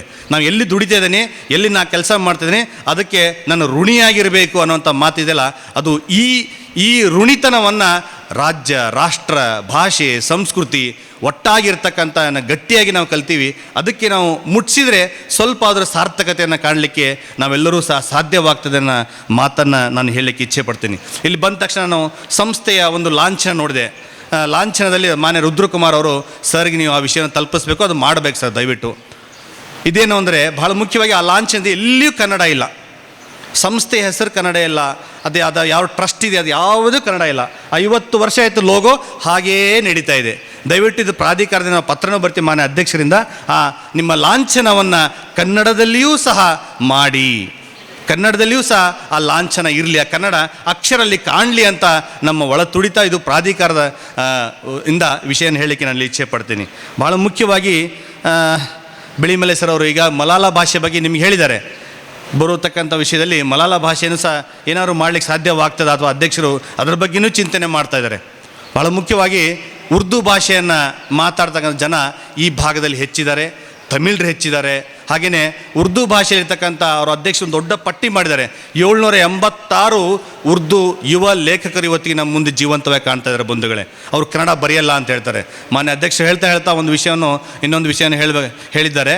ಏನಪ್ಪ ಅಂದರೆ, ಪ್ರಾಧಿಕಾರದಿಂದ ಮದರಸದಲ್ಲಿ ಕನ್ನಡವನ್ನು ಕಲಿಸಲಿಕ್ಕೆ ಪ್ರಾರಂಭಿಸ್ತಾ ಇದ್ದೀವಿ. ಅಂದರೆ ಆ ಮೌಲ್ವಿಗಳಿಗೆ ಕನ್ನಡವನ್ನು ಅಧಿಕೃತವಾಗಿ ಹೇಳಿಕೊಟ್ಟು ಆ ಮೌಲ್ವಿಗಳು ನೇರವಾಗಿ ಮಕ್ಕಳಿಗೆ ಕನ್ನಡದಲ್ಲಿ ಅಧ್ಯಾಪನವನ್ನು ಮಾಡೋದು, ಕನ್ನಡದಲ್ಲಿ ಬೋಧನೆಯನ್ನು ಮಾಡ್ತಕ್ಕಂಥ ಕೆಲಸದ ಪ್ರಾಧಿಕಾರದ ಅಧಿಕೃತವಾಗಿ ಇದು ಮುಂಚೆ ಆಗಿರಲಿಲ್ಲ. ಮದ್ರಸದಲ್ಲಿ ನಾವು ಕಾಲೇ ಇಡಲಿಲ್ಲ. ಭಾಳ ಶೋಚನೀಯ ವಿಷಯ. ಮದ್ರಸಲ್ಲಿ ಕನ್ನಡವನ್ನು ಕಲಿಸ್ತೀವಿ ಅಂತಂದಾಗ ವಿರೋಧ ಬಂದಿದ್ದು ದಕ್ಷಿಣ ಕನ್ನಡದಿಂದ ಅಧ್ಯಕ್ಷರಿಗೆ. ಅವರು ಭಾಳ ವ್ಯಥೆಯಿಂದ ಹೇಳ್ತಾರೆ, ನನ್ನ ಜೊತೆ ಯಾರು 20-30 ವರ್ಷ ಸ್ನೇಹಿತರಿದ್ದಾರೆ, ಅವರೇ ನನಗೆ ವಿರೋಧ ಮಾಡ್ತಾರೆ, ವಿರೋಧ ಪಕ್ಷದವ್ರು ವಿರೋಧ ಮಾಡಲ್ಲ ಅಂತೇಳಿ ಅಂತ. ಅಂದರೆ ಏನು ವಿಷಯದಲ್ಲಿ ನಂಗೆ ಗೊತ್ತಾಗುತ್ತೆ ಅಂದರೆ, ಅದೇ ಹೇಳಿದೆ ನಾನು ಮುಂಚೆನೇ ಹೇಳಿದೆ, ಯಾರೋ ಒಬ್ಬ ಒಳ್ಳೆ ಕೆಲಸ ಮಾಡ್ತಾಯಿದ್ರೆ ಅವನಿಗೆ ಪುಷ್ಟಿ ಕೊಡ್ತಕ್ಕಂಥ ಕೆಲಸವೇನಾದ್ರು ನಾವು ಮಾಡ್ಬೋದಾ ಅಂಥೇಳಿ. ಅದಾಗೆ ಭಾಳ ಮುಖ್ಯವಾಗಿ ನಾವು ಬೆಂಗಳೂರಿನಲ್ಲಿ, ತುಮಕೂರಿನಲ್ಲಿ ಮಾನ್ಯ ನಮ್ಮ ಜಮೀರ್ ಎಮ್.ಎಸ್. ಸಾಹೇಬರು 250 ಮದ್ರಸದಲ್ಲಿ ಕನ್ನಡವನ್ನು ಕಲಿಸ್ತಕ್ಕಂಥ ಕೆಲಸವನ್ನು ನಾನು ಮುಂದಿನಲ್ಲಿ ಮಾಡ್ತೀನಿ ಸರ್, ನಿಮ್ಮ ಪಠ್ಯಕ್ರಮ ನಮ್ಮ ಕೊಡಿ ಪ್ರಾಧಿಕಾರಕ್ಕೆ ಅಂತೇಳಿ ಅವ್ರು ಎಷ್ಟು ಮುಂದುವರೆದ ಕೆಲಸ ಮಾಡ್ತಾರೆ ಅಂದರೆ, ಅಲ್ಪಸಂಖ್ಯಾತರ ಇಲಾಖೆ ನಮ್ಮ ಪಠ್ಯಕ್ರಮವನ್ನು ತೆಗೆದುಕೊಂಡು ಕನ್ನಡದಿಂದ ಉರ್ದುಗೆ ಅವರು ಭಾಷಾಂತರಿಸಿ ಮಕ್ಕಳಿಗೆ ಪಠ್ಯವನ್ನು ಮುದ್ರಣ ಮಾಡಿ ಪುಸ್ತಕವನ್ನು ಸಹ ಅವರು ಕೊಡ್ತಾ ಇದ್ದಾರೆ. ಅಂದರೆ ಎಲ್ಲರೂ ಸಹ ಬಹಳ ಆಹ್ವಾನದಿಂದ ಕನ್ನಡವನ್ನು ಕಲಿಯಲಿಕ್ಕೆ ಇವತ್ತು ಇಚ್ಛೆ ಪಡ್ತಾ ಇದ್ದಾರೆ. ಆದರೆ ಕನ್ನಡಿಗರು ಕನ್ನಡವನ್ನು ಮರೆತು ಬೇರೆ ಭಾಷಿಕರಿಗೆ ನಾವು ಆಗ್ತಾ ಇದ್ದೀವಿ. ಇದು ಬಹಳ ಮುಖ್ಯವಂತ ವಿಷಯ. ನೀವು ತುಳು ಮಾತಾಡಿ, ನಮ್ಗೆ ಯಾವ ಅಭ್ಯಂತರ ಇಲ್ಲ, ತುಳು ಮಾತಾಡಿ, ಬ್ಯಾರಿ ಮಾತಾಡಿ, ಕೊಂಕಣಿ ಮಾತಾಡಿದ್ರೆ ಕನ್ನಡ ಹೊರಭಾಷೆಯಲ್ಲಿ ನಿಮ್ಮ ಮನೆಯಿಂದ ಹೊರಗಡೆ ಬಂದಾಗ ಯಾವುದು ರಾಜ್ಯ ಭಾಷೆ ಇದೆ ಆ ರಾಜ್ಯ ಭಾಷೆಯನ್ನೇ ನೀವು ಮಾತನಾಡಿದರೆ ಕರ್ನಾಟಕದಲ್ಲಿ ಹುಟ್ಟಿದ್ದಕ್ಕೆ ಸಾರ್ಥಕತೆ ಆಗ್ತದೆ ಮತ್ತು ನಿಮ್ಮ ಕೊಡುಗೆಯನ್ನು ಕೊಡಲಿಕ್ಕೆ ಸಾಧ್ಯವಾಗ್ತದೆ. ಇನ್ನೊಂದು ನನ್ನ ಒಂದು ಮಾತನ್ನು ಹೇಳ್ತೀನಿ, ಭಾಳ ಮುಖ್ಯವಾಗಿ ಕರ್ನಾಟಕಕ್ಕೆ 4 ಭಾಗದಿಂದ ಗಂಡಾಂತರ ಇದೆ. ಹೇಗೆ 4 ಭಾಗ? ದಕ್ಷಿಣದಲ್ಲಿ ಮಂಗಳೂರು ಜೊತೆ ಹಂಚ್ಕೊಂಡಿದಂಥ ಕಾಸರಗೋಡನ್ನು ನಾವು ಕಳ್ಕೊಂಡ್ಬಿಟ್ಟಿದ್ದೀವಿ, ಅದು ಯಾವತ್ತೂ ನಮ್ಮ ಭಾಗ ಸೇರೋಕ್ಕೆ ಸಾಧ್ಯವಿಲ್ಲ. ಉತ್ತರದಲ್ಲಿ ಬೆಳಗಾವಿಯ ನಮಗೆ ಕೊಡಿ ಅಂತೇಳಿ ಮರಾಠರು ಈಗಾಗಲೇ ಸುಮಾರು ಸಲ ನಮ್ಮ ಜೊತೆಗೆ ವ್ಯಾಜ್ಯವನ್ನು ಹಾಕಿದ್ದಾರೆ. ಪಶ್ಚಿಮದಲ್ಲಿ ಗೋವೆಯರಂದರೆ ಕೊಂಕಣಿಯರು ಕಾರವಾರ ನಮಗೆ ಕೊಡಿ ಅಂತ ಅವರು ಕಬಳಿಸ್ಕೊಳ್ಳೋಕ್ಕೆ ಪ್ರಾರಂಭಿಸ್ತಾ ಇದ್ದಾರೆ. ಪೂರ್ವದಲ್ಲಿ ತೆಲುಗುದವರು ಬಳ್ಳಾರಿ ನಮಗೆ ಕೊಡಿ ಅಂತ ಅವರು ನಮ್ಮನ ಮೇಲೆ ಸಾಕಷ್ಟು ವಾದ್ಯಗಳನ್ನು ಹಾಕ್ತಾ ಇದ್ದಾರೆ. ಈ ಮಧ್ಯದಲ್ಲಿ ಕನ್ನಡವನ್ನು ಬೆಳೆಸಲಿಕ್ಕೆ ಏನಾದರೂ ಗಟ್ಟಿಯಾಗಿ ಕೆಲಸವನ್ನು ಮಾಡ್ಬೋದಾ? ಕೇವಲ ಕರ್ನಾಟಕದಲ್ಲಿ ಬೆಂಗಳೂರಿನಲ್ಲಿ ಒಂದು ದಿನಕ್ಕೆ 24 ಗಂಟೆಯಲ್ಲಿ 106 ಉಪಭಾಷೆಗಳು ಮಾತನಾಡ್ತವೆ. ಇವರ ಬೆಂಗಳೂರಿನ ಉಪನಗರದಲ್ಲಿ 215 ಕಿಲೋಮೀಟರ್, ಇವತ್ತಿಗೆ ಗ್ರೇಟರ್ ಬೆಂಗಳೂರಿನಾಗಿದೆ 215 ಕಿಲೋಮೀಟರ್ ನಗರ ವ್ಯಾಪ್ತಿ, 215 ಕಿಲೋಮೀಟ್ರು, ಅಲ್ಲಿ 106 ಉಪಭಾಷೆಗಳು ಮಾತನಾಡ್ತವೆ. ಅದ್ರ ಕನ್ನಡ ಮಾಯ ಆಗಬೇಕಾ ಇದರಲ್ಲಿ? ಅದಕ್ಕಾಗಿ ಸರ್ಕಾರ 2019 ಆಜ್ಞೆ ಆದೇಶಗಳನ್ನು ಮಾಡಿದೆ. ಇವತ್ತಿಗೂ ಸಹ ಕನ್ನಡ ಪರವಂತ ಆಜ್ಞೆ ಆದೇಶಗಳು ನಮ್ಮಲ್ಲಿ 2019 ಇದೆ. ಆದರೆ ಅವುಗಳನ್ನ ಅನುಷ್ಠಾನ ಮಾಡ್ತಕ್ಕಂಥ ಕೆಲಸ ನಮ್ಮಂಥ ಅಧಿಕಾರಿಗಳು. ಅನುಷ್ಠಾನದಲ್ಲಿ ಆದಂಥ ಕೆಲಸವನ್ನು ಕನ್ನಡದ ಕೊಗ್ಗೊಲೆ ಅವನತಿ ಭಾಷಾ ಮಾಧ್ಯಮರ ಜೊತೆಗೆ ಇರ್ತಕ್ಕಂಥ ಸಾರ್ವಜನಿಕರ ಮಧ್ಯದಲ್ಲಿ ಆಗ್ತಾ ಇರ್ತದೆ. ಅದನ್ನು ನಾವು ಸೂಕ್ಷ್ಮವಾಗಿ ಗಮನಿಸಿ ಅವರಿಗೆ ತಿಳಿ ಹೇಳ್ತಕ್ಕಂಥ ಕೆಲಸವನ್ನು ಮಾಡಿದರೆ ಯಾವ ಸರ್ಕಾರನೂ ಬೇಡ, ಯಾವ ಪ್ರಾಧಿಕಾರನೂ ಬೇಡ, ಯಾವ ಆಜ್ಞೆ ಆದೇಶಗಳು ನಿಮಗೆ ಬೇಡವಾಗ್ತವೆ. ಹೀಗಾಗಿ ಆ ನಿಟ್ಟಿನಲ್ಲಿ ಈ ಸಣ್ಣ ಭಾಷೆಗಳ ಮುಖಾಂತರ ಕನ್ನಡವನ್ನು ಇನ್ನೂ ಹೆಚ್ಚು ರೂಪಿತವಾಗಿ ಕಟ್ಟಲಿಕ್ಕೆ ಸಾಧ್ಯವಾಗ್ತದೆ ಅನ್ನುವಂಥ ಕಲ್ಪನೆಯಲ್ಲಿ ಈ ಒಂದು ವಿಚಾರ ಸಂಕಿರಣವನ್ನು ಭಾಳ ಅದ್ಭುತವಾಗಿ ಸಂಸ್ಥೆ ಮತ್ತು ರುದ್ರಕುಮಾರ್ ಅವರು, ವಿಶ್ವನಾಥ್ ಅವರು ಭಾಳ ಆಸಕ್ತಿಯಿಂದ ಈ ವಿಚಾರ ಸಂಕಿರಣ ಹಮ್ಮಿಕೊಂಡಿದ್ದಾರೆ. ಇಲ್ಲಿ ಮಾತಾಡಲಿಕ್ಕೆ ಸುಮಾರು ಜನ ಇಲ್ಲಿ ಬಂದಿದ್ದಾರೆ. ಭಾಳ ಮುಖ್ಯವಾಗಿ ಇವತ್ತಿನ ಸಮಾರೋಪ ಸಮಾರಂಭವನ್ನು ಯಾರ ಕಡೆ ಆಡಿಸ್ಬೇಕು ಅಂತ ಒಂದು ಚಿಂತನೆ ಆಯಿತು ಪ್ರಾಧಿಕಾರದಲ್ಲಿ. ಸುಮ್ಮನೆ ಇವ್ರನ್ನೆಲ್ಲ ಕರೆದಿಲ್ಲ, ನಾವು 8 ಜನರನ್ನು ಸುಮ್ಮನೆ ಆರಿಸಲಿಲ್ಲ. ಸಮಾರೋಪ ಸಮಾರಂಭವನ್ನು ಯಾರನ್ನ ಆಡಿಸ್ಬೇಕು ಅಂತೇಳಿ ಒಂದು ಚಿಂತನೆಯಾಗಿ ಗಟ್ಟಿಯಾಗಿ ಮಾತಾಡ್ತಕ್ಕಂಥ ಕೆಲಸ ಹಿರಿಯ ಖ್ಯಾತ ವಿಮರ್ಶಕರು ನೋಡಿ. ಅವರು ಮೂಲತಃ ಸಾಫ್ಟ್ವೇರಲ್ಲಿ ಕೆಲಸ ಮಾಡಿ ಇಂಟೆಲಲ್ಲಿ ಉಪ ವ್ಯವಸ್ಥಾಪಕರಾಗಿ ಹೊರ ರಾಷ್ಟ್ರಗಳಲ್ಲಿ ಈ ಜಿಮೇಲ್ ಕಂಡಿಡ್ದಾರಲ್ಲ, ಜಿಮೇಲ್ ಕಂಡಂಥ ಒಬ್ಬ ವ್ಯಕ್ತಿ ಜೊತೆಗೆ ನೇರವಾಗಿ ಸಂಭಾಷಣೆ ಮಾಡಿದಂಥ ಈ ತಾಲೂಕಿನಂಥ ಪ್ರೊಫೆಸರ್ SR ವಿಜಯಕುಮಾರ್ ಅವರು ಇಲ್ಲಿ ಆಗಮಿಸಿದ್ದಾರೆ. ನಾವು ವಿಜಯಶಂಕರ್ ಅವರು ಭಾಳ ಮುಖ್ಯವಾಗಿ ಅಂದರೆ ಸುಮ್ಮನೆ ಈ ವಿಚಾರ ಸಂಕಿರಣ ಮಾಡ್ತಾ ಇಲ್ಲ. ಮಾನ್ಯ ಅಧ್ಯಕ್ಷರು ಹೇಳಿದ್ದಾರೆ, ಈ ವಿಚಾರ ಸಂಕಿರಣ ಸೇರಿಸ್ಕೊಂಡು ನಾವೊಂದು ಪುಸ್ತಕವನ್ನು ಮಾಡಲಿಕ್ಕೆ ಸಾಧ್ಯವಾಗ್ತದಾ ಅನ್ನುವಂಥ ನಿಟ್ಟಿನಲ್ಲಿ ಈ ಕೆಲಸವನ್ನು ಪ್ರಾಧಿಕಾರ ಮಾಡ್ತಾ ಇದೆ. ಭಾಳ ಮುಖ್ಯವಾಗಿ ಎಲ್ಲರೂ ಸಹ ಇದರ ಜೊತೆಗೆ ಇರಬೇಕು. ಇನ್ನೊಂದು ಅಧ್ಯಕ್ಷರು ಭಾಳ ಒಂದು ಒಳ್ಳೆಯ ಕಲ್ಪನೆ ಕೊಟ್ಟಿದ್ದಾರೆ ಪ್ರಾಧಿಕಾರಕ್ಕೆ. ಸಂವಿಧಾನದಲ್ಲಿ ಭಾಷೆಯ ಬಗೆಗೆ ಏನು ಹೇಳಿದೆ? ನಮ್ಮಲ್ಲಿ ಒಟ್ಟು 16 ಅನುಚ್ಛೇದಗಳು, ಆರ್ಟಿಕಲ್ಸ್ಗಳ ಬಗ್ಗೆ ನೇರವಾಗಿ ಭಾಷೆಯ ಬಗ್ಗೆನೇ ಹೇಳುತ್ತೆ ಸಂವಿಧಾನ. ಅಲ್ಲಿರ್ತಕ್ಕಂಥ 249 ತಜ್ಞರು ಸೇರಿಕೊಂಡು ಆ ಬಲಿಷ್ಠವಾದಂಥ ಇಡೀ ಜಗತ್ತಿಗೆ ಮಾದರಿಯಾದಂಥ ಸಂವಿಧಾನ ನಮಗೇನು ಕೊಟ್ಟರು, ಅಲ್ಲಿ ಭಾಷೆಗಳ ಬಗೆಗೆ ಏನು ಹೇಳಿದೆ ಅಂತ ಚರ್ಚೆ ಆಗಿದೆ. ಅವಾಗ ಕೇವಲ 32 ಕೋಟಿ ಜನಸಂಖ್ಯೆ ಮಾತ್ರ ಇಡೀ ಭಾರತಕ್ಕೆ, ಕೇವಲ 32 ಕೋಟಿ. ಅವಾಗ ಆ 32 ಕೋಟಿಯಲ್ಲಿ 11.5 ಕೋಟಿ ಜನಕ್ಕೆ ಮಾತ್ರ ಮತದಾನದ ಹಕ್ಕಿತ್ತು. ಇನ್ನು ಮಹಿಳೆಯರಿಗೆ ಮತದಾನ ಹಕ್ಕು ಸಿಕ್ಕಿರಲಿಲ್ಲ. ಸಂವಿಧಾನ ಬಂದ ನಂತರ ಮಹಿಳೆಯರಿಗೆ ಮತದಾನ ಹಕ್ಕು ಸಿಕ್ಕಿದ್ದು. ಆ 11.5 ಕೋಟಿ ಜನಸಂಖ್ಯೆಯಲ್ಲಿ ಅಲ್ಲಿರ್ತಕ್ಕಂಥ 249 ಜನ ಆಳವಾಗಿ ಚಿಂತನೆ ಮಾಡ್ತಾರೆ, ರಾಷ್ಟ್ರಕ್ಕೆ ಏಕ ಭಾಷೆ ಬೇಕಾ ಅಂತೇಳಿ. ಆದರೆ ಯಾರೂ ಸಹ ಒಪ್ಪಲಿಲ್ಲ. ಮಾನ್ಯ ಅಧ್ಯಕ್ಷರು ಒಂದು ಒಳ್ಳೆಯ ಉದಾಹರಣೆ ಕೊಟ್ಟರು. ಒಳಗಡೆ ಬರುವಾಗ ನಾವು ರಂಗೋಲಿ ನೋಡಿದಾಗ ವಿವಿಧ ರೀತಿಯಲ್ಲಿರ್ತಕ್ಕಂಥ ಕಲರ್ಗಳಿದ್ದರೆ ಮಾತ್ರ ರಂಗೋಲಿ ಚೆಂದ ಕಾಣ್ತದೆ. ನವಿಲನ್ನು ನಾವು ಯಾಕೆ ಇಷ್ಟಪಡ್ತೀವಿ ಅಂದರೆ ಅಲ್ಲಿ 16 8 ಅಲ್ಲಿ ಕಲರ್ಗಳು ನವಿಲಲ್ಲಿ ಇವತ್ತಿಗೆ ನಾವು ಕಾಣ್ತೀವಿ. ಹೀಗಾಗಿ ಎಲ್ಲ ಭಾಷೆಗಳನ್ನು ಸೇರಿದಾಗ ಕನ್ನಡ ಬಲಿಷ್ಠವಾಗ್ತದೆ, ರಾಷ್ಟ್ರ ಬಲಿಷ್ಠವಾಗ್ತದೆ, ಸುಂದರವಾಗಿ ಕಾಣ್ತದೆ ಅಂತ ದೃಷ್ಟಿಯಲ್ಲಿ ಏಕಭಾಷೆ ರಾಷ್ಟ್ರಕ್ಕೆ ಬೇಡ, ಸಂವಿಧಾನದಲ್ಲೂ ಸಹ ಏಕಭಾಷೆ ಇರಬಾರ್ದು ಅಂಥೇಳಿ ಭಾಳ ಅಧಿಕೃತವಾಗಿ ಚರ್ಚೆ ಆಗಿದೆ. ಆ ಚರ್ಚೆಯ ಸಂಭಾಷಣೆಯನ್ನು ಒಟ್ಟಾರೆ ಸಂವಿಧಾನದಲ್ಲಿ ಭಾಷೆಯ ಬಗ್ಗೆ ಏನು ಮಾತಾಡಿದ್ದಾರೆ ಆ ಪುಸ್ತಕವನ್ನು ಪ್ರಾಧಿಕಾರ ತರಬೇಕು. ನೋಡಿ, 32 ವರ್ಷ ಆಯಿತು, ಪ್ರಾಧಿಕಾರ ಈ ನಿಟ್ಟಿನಲ್ಲಿ ಚಿಂತನೆ ಮಾಡಿರಲಿಲ್ಲ. ಅವರವರ ಅಧ್ಯಕ್ಷರು ಅವ್ರಿಗೆ ಏನೇನು ಬೇಕು ಕೆಲಸ ಮಾಡಿದ್ದಾರೆ, ಇಲ್ಲಂತಲ್ಲ. ಆದರೆ ಹೊಸ ಹೊಸ ರೀತಿಯಲ್ಲಿ ಯಾಕೆ ನಾನು ರಾಷ್ಟ್ರಕ್ಕೆ ಬೇಕಾದಂಥ ಭಾಷಾ ತಜ್ಞರು ಅಂದರೆ ಈ ವಿಷಯಕ್ಕಾಗಿ ನಾನು ಅವ್ರ ಮುಖಸ್ತುತಿ ಆದರೂ ಸಹ ಅವ್ರಿಗೆ ಹೇಳಲಿಕ್ಕೆ ನಾನು ಇಚ್ಛೆ ಪಡ್ತೇನೆ. ಅಂದರೆ ಸಂವಿಧಾನದಲ್ಲಿ ಭಾಷೆ ಬಗ್ಗೆ ಏನು ಮಾತನಾಡಿದ್ದಾರೆ ಅದನ್ನು ದಾಖಲೀಕರಿಸ್ತಕ್ಕಂಥ ಕೆಲಸ ಪ್ರಾಧಿಕಾರ ಮಾಡಬೇಕು ಅಂಥೇಳಿ ಆ ನಿಟ್ಟಿನಲ್ಲಿಯೂ ಸಹ ಮಾನ್ಯ ಅಧ್ಯಕ್ಷರು ಆ ನಿಟ್ಟಿನಲ್ಲಿ ಕೆಲಸವನ್ನು ನಮಗೆ ಅವರು ಮಾಡಿಸ್ತಾ ಇದ್ದಾರೆ. ಅದು ಬಹಳ ಮುಖ್ಯವಂತ ವಿಷಯ. ಹೀಗಾಗಿ ಎಲ್ಲವನ್ನೂ ಇಟ್ಕೊಂಡು ನಾವು ಮೂಲತಃವಾಗಿ ಅಂತಕ್ಕಂಥ ಕೆಲಸವನ್ನು ನಾವು ಮಾಡಬೇಕು. ಮತ್ತು ಒಂದೇ ಒಂದು ವಿಷಯನ ಹೇಳಿ ನನ್ನ ಮಾತು ಮುಗಿಸ್ತೇನೆ, ಲಾಸ್ಟ್ ಕೊನೆಯದು. ಕನ್ನಡವನ್ನು ಕನ್ನಡೇತರಿಗೆ ಕಲಿಸ್ತಕ್ಕಂಥ ಕೆಲಸವನ್ನು ಸಾಕಷ್ಟು ಮಾಡ್ತಾ ಇದ್ದೀವಿ. ಇಲ್ಲಿ ಸೆಲ್ವರತ್ನಂ ನೋಡಿ, ಅವರ ಹೆಸರೇ ಸೆಲ್ವರತ್ನಂ. ಅವರು ಶಿಲೋಣಿಂದ ಬಂದಂಥ ಒಬ್ಬ ತಮಿಳು ವ್ಯಕ್ತಿ ಒಂದು ಪುಸ್ತಕವನ್ನು ಬರ್ತಾರೆ, ಮಾನ್ಯ ಅಧ್ಯಕ್ಷರಿಗೆ ಹೇಳಿದರು. ಆದರೆ ನಾವು ಕನ್ನಡವನ್ನು ಕಡ್ಡಾಯಗೊಳಿಸಿದ್ರೆ ಆಗಲ್ಲ ಬಂಧುಗಳೇ. ಸರ್ಕಾರ ಆದೇಶಗಳು ಮಾಡ್ತದೆ ಅಥವಾ ದಂಡನೆಯನ್ನು ಹಾಕ್ಬೋದು. ಸರ್ಕಾರ 2022ರಲ್ಲಿ ಕನ್ನಡ ಭಾಷಾ ಸಮಗ್ರ ಅಭಿವೃದ್ಧಿ ಅಧಿನಿಯಮ ತಂದಿದೆ. ಅದರ ಮುಖಾಂತರ ಕಾನೂನಾತ್ಮಕವಾಗಿ ಯಾರಾದರೂ ಬೇಕು ಅಂತ ಬೇಡುವಂಥ ಕನ್ನಡದ ಮೇಲೆ ಪ್ರಹಾರ ಮಾಡಿದರೆ, ಬೇಕು ಅಂತ ಅದಕ್ಕೆ ತುಚ್ಛವಾಗಿ ಕಂಡ್ರೆ ಕಾನೂನಾತ್ಮಕವಾದಂಥ ಅವ್ರ ಮೇಲೆ ಕಟ್ಟಳೆಯನ್ನು ಹಾಕೊಳ್ಳೋಕ್ಕೆ ಕಾಯ್ದೆ ಬಂದಿದೆ. ಕೇವಲ ಸರ್ಕಾರ ನೌಕರ ಮೇಲೆ, ಸಾರ್ವಜನಿಕರ ಮೇಲೂ ಬಂದಿದೆ. ಅದನ್ನು ಭಾಳ ಗಮನಿಸಬೇಕು. ಆದರೆ ಕಡ್ಡಾಯ ಜೊತೆಗೆ ಅವ್ರಿಗೆ ಅನಿವಾರ್ಯತೆಯನ್ನು ಸೃಷ್ಟಿ ಮಾಡಲಿಕ್ಕೆ ಸಾಧ್ಯವಾಗ್ತದಾ? ಅನಿವಾರ್ಯತೆ ಅವ್ರಿಗೆ ಹೇಗೆ ಅನಿವಾರ್ಯತೆ? ಆದೇಶ ಇಟ್ಕೊಂಡಲ್ಲ, ನಿಮ್ಮ ಜೊತೆ ಮಾತನಾಡ್ತಾರೆ. ನಿಮ್ಮ ಪಾನಿಪುರಿ ತರಲಿಕ್ಕೆ ಹೋಗಿರ್ತೀರಿ, ನೀವು ಎಂಚುಲ್ಲರು ಅಂತ ಕೇಳ್ತೀರಿ. ಎಂಚುಲ್ಲರೆ ಚೆನ್ನಾಗಿದ್ದೀಯಾ ಅಂತ ಕೇಳಿದ್ರಿ. ಅದನ್ನು ನೀವು ಚೆನ್ನಾಗಿದ್ದೀರಾ ಅಂತ ಕನ್ನಡದಲ್ಲಿ ನೀವು ಕೇಳಲ್ಲ, ಎಂಚುಲ್ಲರೆ ಅಂತಲೇ ಕೇಳ್ತೀರಿ. ಅದಕ್ಕೆ ಅಧ್ಯಕ್ಷರು ಒಂದು ಒಳ್ಳೆ ಉದಾಹರಣೆ ಹೇಳಿದರು. ಮುಂಬೈಯಲ್ಲಿ ಏರ್ಪೋರ್ಟಲ್ಲಿ ಹೋಗ್ತಾ ಇದ್ರಂತೆ, ಶಿಲ್ಪಾ ಶೆಟ್ಟಿ ಮೇಡಮ್ ಆ ಕಡೆ ಆ ಮೂಲೆಗೆ ಹೋಗ್ತಾರಂತೆ. ಇವ್ರಿಗೊಂದು ಉತ್ಸಾಹ, ಎಂಚುಲ್ಲರೆ ಶಿಲ್ಪಾ ಶೆಟ್ಟಿ ಅಂದ್ರಂತಾರೆ. ಅವ್ರು ಹಿಂಗೆ ನೋಡಿ ಸೌಖ್ಯ ಸೌಖ್ಯ ಅಂದ್ರಂತೆ. ಎಲ್ಲಿ? ಮುಂಬೈದಲ್ಲಿ ಏರ್ಪೋರ್ಟಲ್ಲಿ. ಅಂದರೆ ಆ ಭಾಷೆ ಕನ್ವರ್ಸೇಷನ್ ಇದೆಲ್ಲ, ಇದು ಕನ್ನಡಕ್ಕೆ ಬರೋಕ್ಕೆ ಸಾಧ್ಯವಾಗ್ತದಾ? ಈ ಚಿಂತನೆ ನಮ್ಮ ಪ್ರಾಧಿಕಾರಕ್ಕೆ ಇರೋದು. ಈ ತುಡಿತ, ಈ ತಮಿಳನ್ನು ನಾವು ಫಾರ್ ಎಕ್ಸಾಂಪಲ್ ತುಳುವನ್ನು ಎಲ್ಲ ಕಡೆ ಬಳಸ್ತೇವಲ್ಲ, ಇದೇ ಥರ ಕನ್ನಡವನ್ನು ಬಳಸ್ಲಿಕ್ಕೆ ಸಾಧ್ಯವಾಗ್ತದಾ, ಸಾಧ್ಯ ಮಾಡಲಿಕ್ಕೆ ನಮ್ಮ ಪ್ರಾಧಿಕಾರದ ಸಾಧ್ಯವಾಗ್ತದಾ ಅಂತ ಚಿಂತನೆಯಲ್ಲಿ ಈ ವಿಚಾರ ಸಂಕಿರಣವನ್ನು ಹಮ್ಮಿಕೊಂಡಿದ್ದು. ಎಲ್ಲ ಭಾಷೆಗಳ ಜೊತೆಗೊಂಡು ಕನ್ನಡವನ್ನು ಇನ್ನೂ ಗಟ್ಟಿಯಾಗಿ ಬಲಿಷ್ಠವಾಗಿ ಮಾಡಲಿಕ್ಕೆ ಸಾಧ್ಯವಾಗ್ತದಾ? ಸರ್ಕಾರಗಳು ತಮ್ಮದೇ ಆದಂಥ ಬೇರೆ ಬೇರೆ ಧೋರಣೆಗಳಿರ್ತವೆ, ಅವ್ರದ್ದೇ ಆದಂಥ ಒಂದು ಸ್ಕೇಲ್ ಇರುತ್ತೆ, ಆ ಪ್ರಕಾರ ನಡೀತಾ ಇರುತ್ತೆ ಸರ್ಕಾರಗಳು. ಆದರೆ ಸಾರ್ವಜನಿಕರ ಮೇಲೆ ಇರ್ತಕ್ಕಂಥ ಜವಾಬ್ದಾರಿ ತುಂಬ ಇದೆ ಬಂಧುಗಳೇ. ಆ ಜವಾಬ್ದಾರಿಯನ್ನು ಸೂಕ್ಷ್ಮವಾಗಿ ಈಗಾಗಲೇ ಅಧ್ಯಕ್ಷರು ಹೇಳಿದ್ದಾರೆ, ಅದನ್ನು ತಿಳ್ಕೊಂಡು ಅದು ನಡೀತಕ್ಕಂಥ ಕೆಲಸವನ್ನು ಮಾಡೋಣ. ಭಾಳ ಅರ್ಥಗರ್ಭಿತವಂಥ ವಿಚಾರ ಸಂಕಿರಣ ಮುಂದೆ ನಡೀತದೆ, ಎಲ್ಲರೂ ಮಾತನಾಡ್ತಾರೆ. ಅದನ್ನು ಪುಸ್ತಕ ದಾಖಲೆ ತರಲಿಕ್ಕೆ ನಾವು ರುದ್ರಕುಮಾರ್ ಅವರಿಗೆ ಒಂದು ವಿಷಯವನ್ನು ಹೇಳ್ತಾರೆ ಮಾನ್ಯ ಅಧ್ಯಕ್ಷ ಅಂತ ಹೇಳಿ ನನ್ನ ಈ ಮಾತನ್ನು ಕೇಳಿದಂಥ ತಮ್ಮ ಮೃದುವಾದಂಥ ಕಿವಿಗಳಿಗೆ, ಆಲಿಸಿದಂಥ ಕಿವಿಗಳಿಗೆ ಎಲ್ಲರಿಗೂ ಸಹ ಅಭಿನಂದನೆಗಳು. ಮತ್ತು ಮಾನ್ಯ ಅಧ್ಯಕ್ಷ ತುಂಬ ನೋಡಿ, ಅವರು ಒಂದು ವಿಷಯ ಹೇಳಿದರು, ನಾನು ಇದಕ್ಕೆ ಕೃತಜ್ಞನಾಗಿದ್ದೇನೆ ಮಾನ್ಯ ಕಾರ್ಯದರ್ಶಿಗಳಿಗೆ ಅಂದರು. ಯಾರು ಹೇಳ್ತಾರೆ ರೀ ಇದನ್ನು? ಈ ಮಾತನ್ನು ಯಾರು ಹೇಳ್ತಾರೆ ಹೇಳಿ? ನಾ ಹೇಳ್ದಂಗೆ ಮಾಡಿದಾನೆ ಅವನು ಕಾರ್ಯದರ್ಶಿ ಅಂತ ಹೇಳ್ತಾರೆ. ಕೃತಜ್ಞನಾಗಿದ್ದೆ ಅಂದರೆ ಅವ್ರ ಮೇಲೆ ನಮ್ಗೆ ಗೌರವ ಆಗ್ತದೆ. ನಾವು ಅವ್ರನ್ನ ಮಾದರಿಯಾಗಿ ಇಟ್ಕೊಳ್ಳಿಕ್ಕೆ ಅವ್ರು ನಮಗೆ ಮಾದರಿ ಆಗ್ತಾರೆ. The role model is very important in present days. ನಮ್ಗೆ ರೋಲ್ ಮಾಡೆಲ್ ಅಂತ ಸಿಗ್ತಕ್ಕಂಥ ಜನನೇ ಇಲ್ಲ ಈಗ, ಎಲ್ಲೋ ಒಂದು ಕಡೆ ಕಾಣ್ತಾರೆ ಅಂತ ನಮ್ಮ ಅಧ್ಯಕ್ಷರು. ಅದಕ್ಕೆ ನಾನು ಅವ್ರಿಗೆ ಬಹಳ ಆಭಾರಿಯಾಗಿದ್ದೇನೆ. ಈ ಒಂದು ಕಾರ್ಯಕ್ರಮವನ್ನು ಇಲ್ಲಿ ಜೋಡಿಸಬೇಕಾದ್ರೆ ನಮಗೆ ಮಾರ್ಗದರ್ಶನವನ್ನು ನೀಡಿದವರು ನನ್ನ ಗುರುಗಳಾದಂಥ ಇಲ್ಲಿಯ ನಿವೃತ್ತ ಪ್ರಾಂಶುಪಾಲರಾದಂಥ ಡಾಕ್ಟರ್ ಪೂವಪ್ಪ ಕಣಿಯೂರವರು. ಬಹುಶಃ ಅವರು ನಮ್ಮ ಸಂಸ್ಥೆಯ ಈ ಒಂದು ಪ್ರಾಧಿಕಾರದ ಗೌರವಾನ್ವಿತ ಅಧ್ಯಕ್ಷರಾದ ಒಂದು ಸಹಕಾರ ಮತ್ತು ಮಾರ್ಗದರ್ಶನದಲ್ಲಿ ಇಲ್ಲಿಯ ಒಂದು ಕಾರ್ಯಕ್ರಮವನ್ನು ಜೋಡಿಸಬೇಕು ಅಂತ ಹೇಳುವ ದೃಷ್ಟಿಯಿಂದ ನಮ್ಮನ್ನು ಕೇಳಿಕೊಂಡಾಗ ಭಾಳ ಸಂತೋಷವಾಗಿ ಈ ಒಂದು ಕಾರ್ಯಕ್ರಮವನ್ನು ಒಪ್ಪಿಕೊಂಡಿದ್ದೇವೆ. ಅದಕ್ಕೆ ಪೂರಕವಾಗಿ ನಮಗೆ ಸ್ಪಂದಿಸಿದವರು ಈ ಒಂದು ಪ್ರಾಧಿಕಾರದ ಗೌರವಾನ್ವಿತ ಕಾರ್ಯದರ್ಶಿ ಆದಂಥ ಸಂತೋಷ್ ಹನಗಲ್ ಅವರು. ಇವತ್ತು ಭಾಷೆಯ ಬಗ್ಗೆ, ಅದರ ವಿಚಾರಗಳ ಬಗ್ಗೆ ಬಿಳಿಮಲೆಯವರು ಕಾರ್ಯದರ್ಶಿಗಳು ಬಹಳ ಉತ್ತಮ ರೀತಿಯಲ್ಲಿ ವಿದ್ಯಾರ್ಥಿಗಳಿಗೆ ಅದನ್ನು ವಿಚಾರವನ್ನು ಮಂಡಿಸಿದ್ದಾರೆ. ಇವತ್ತು ಕರ್ನಾಟಕದಲ್ಲಿ ಕನ್ನಡ ಭಾಳಷ್ಟು ಶ್ರೇಷ್ಠವಾದಂಥ ಭಾಷೆ.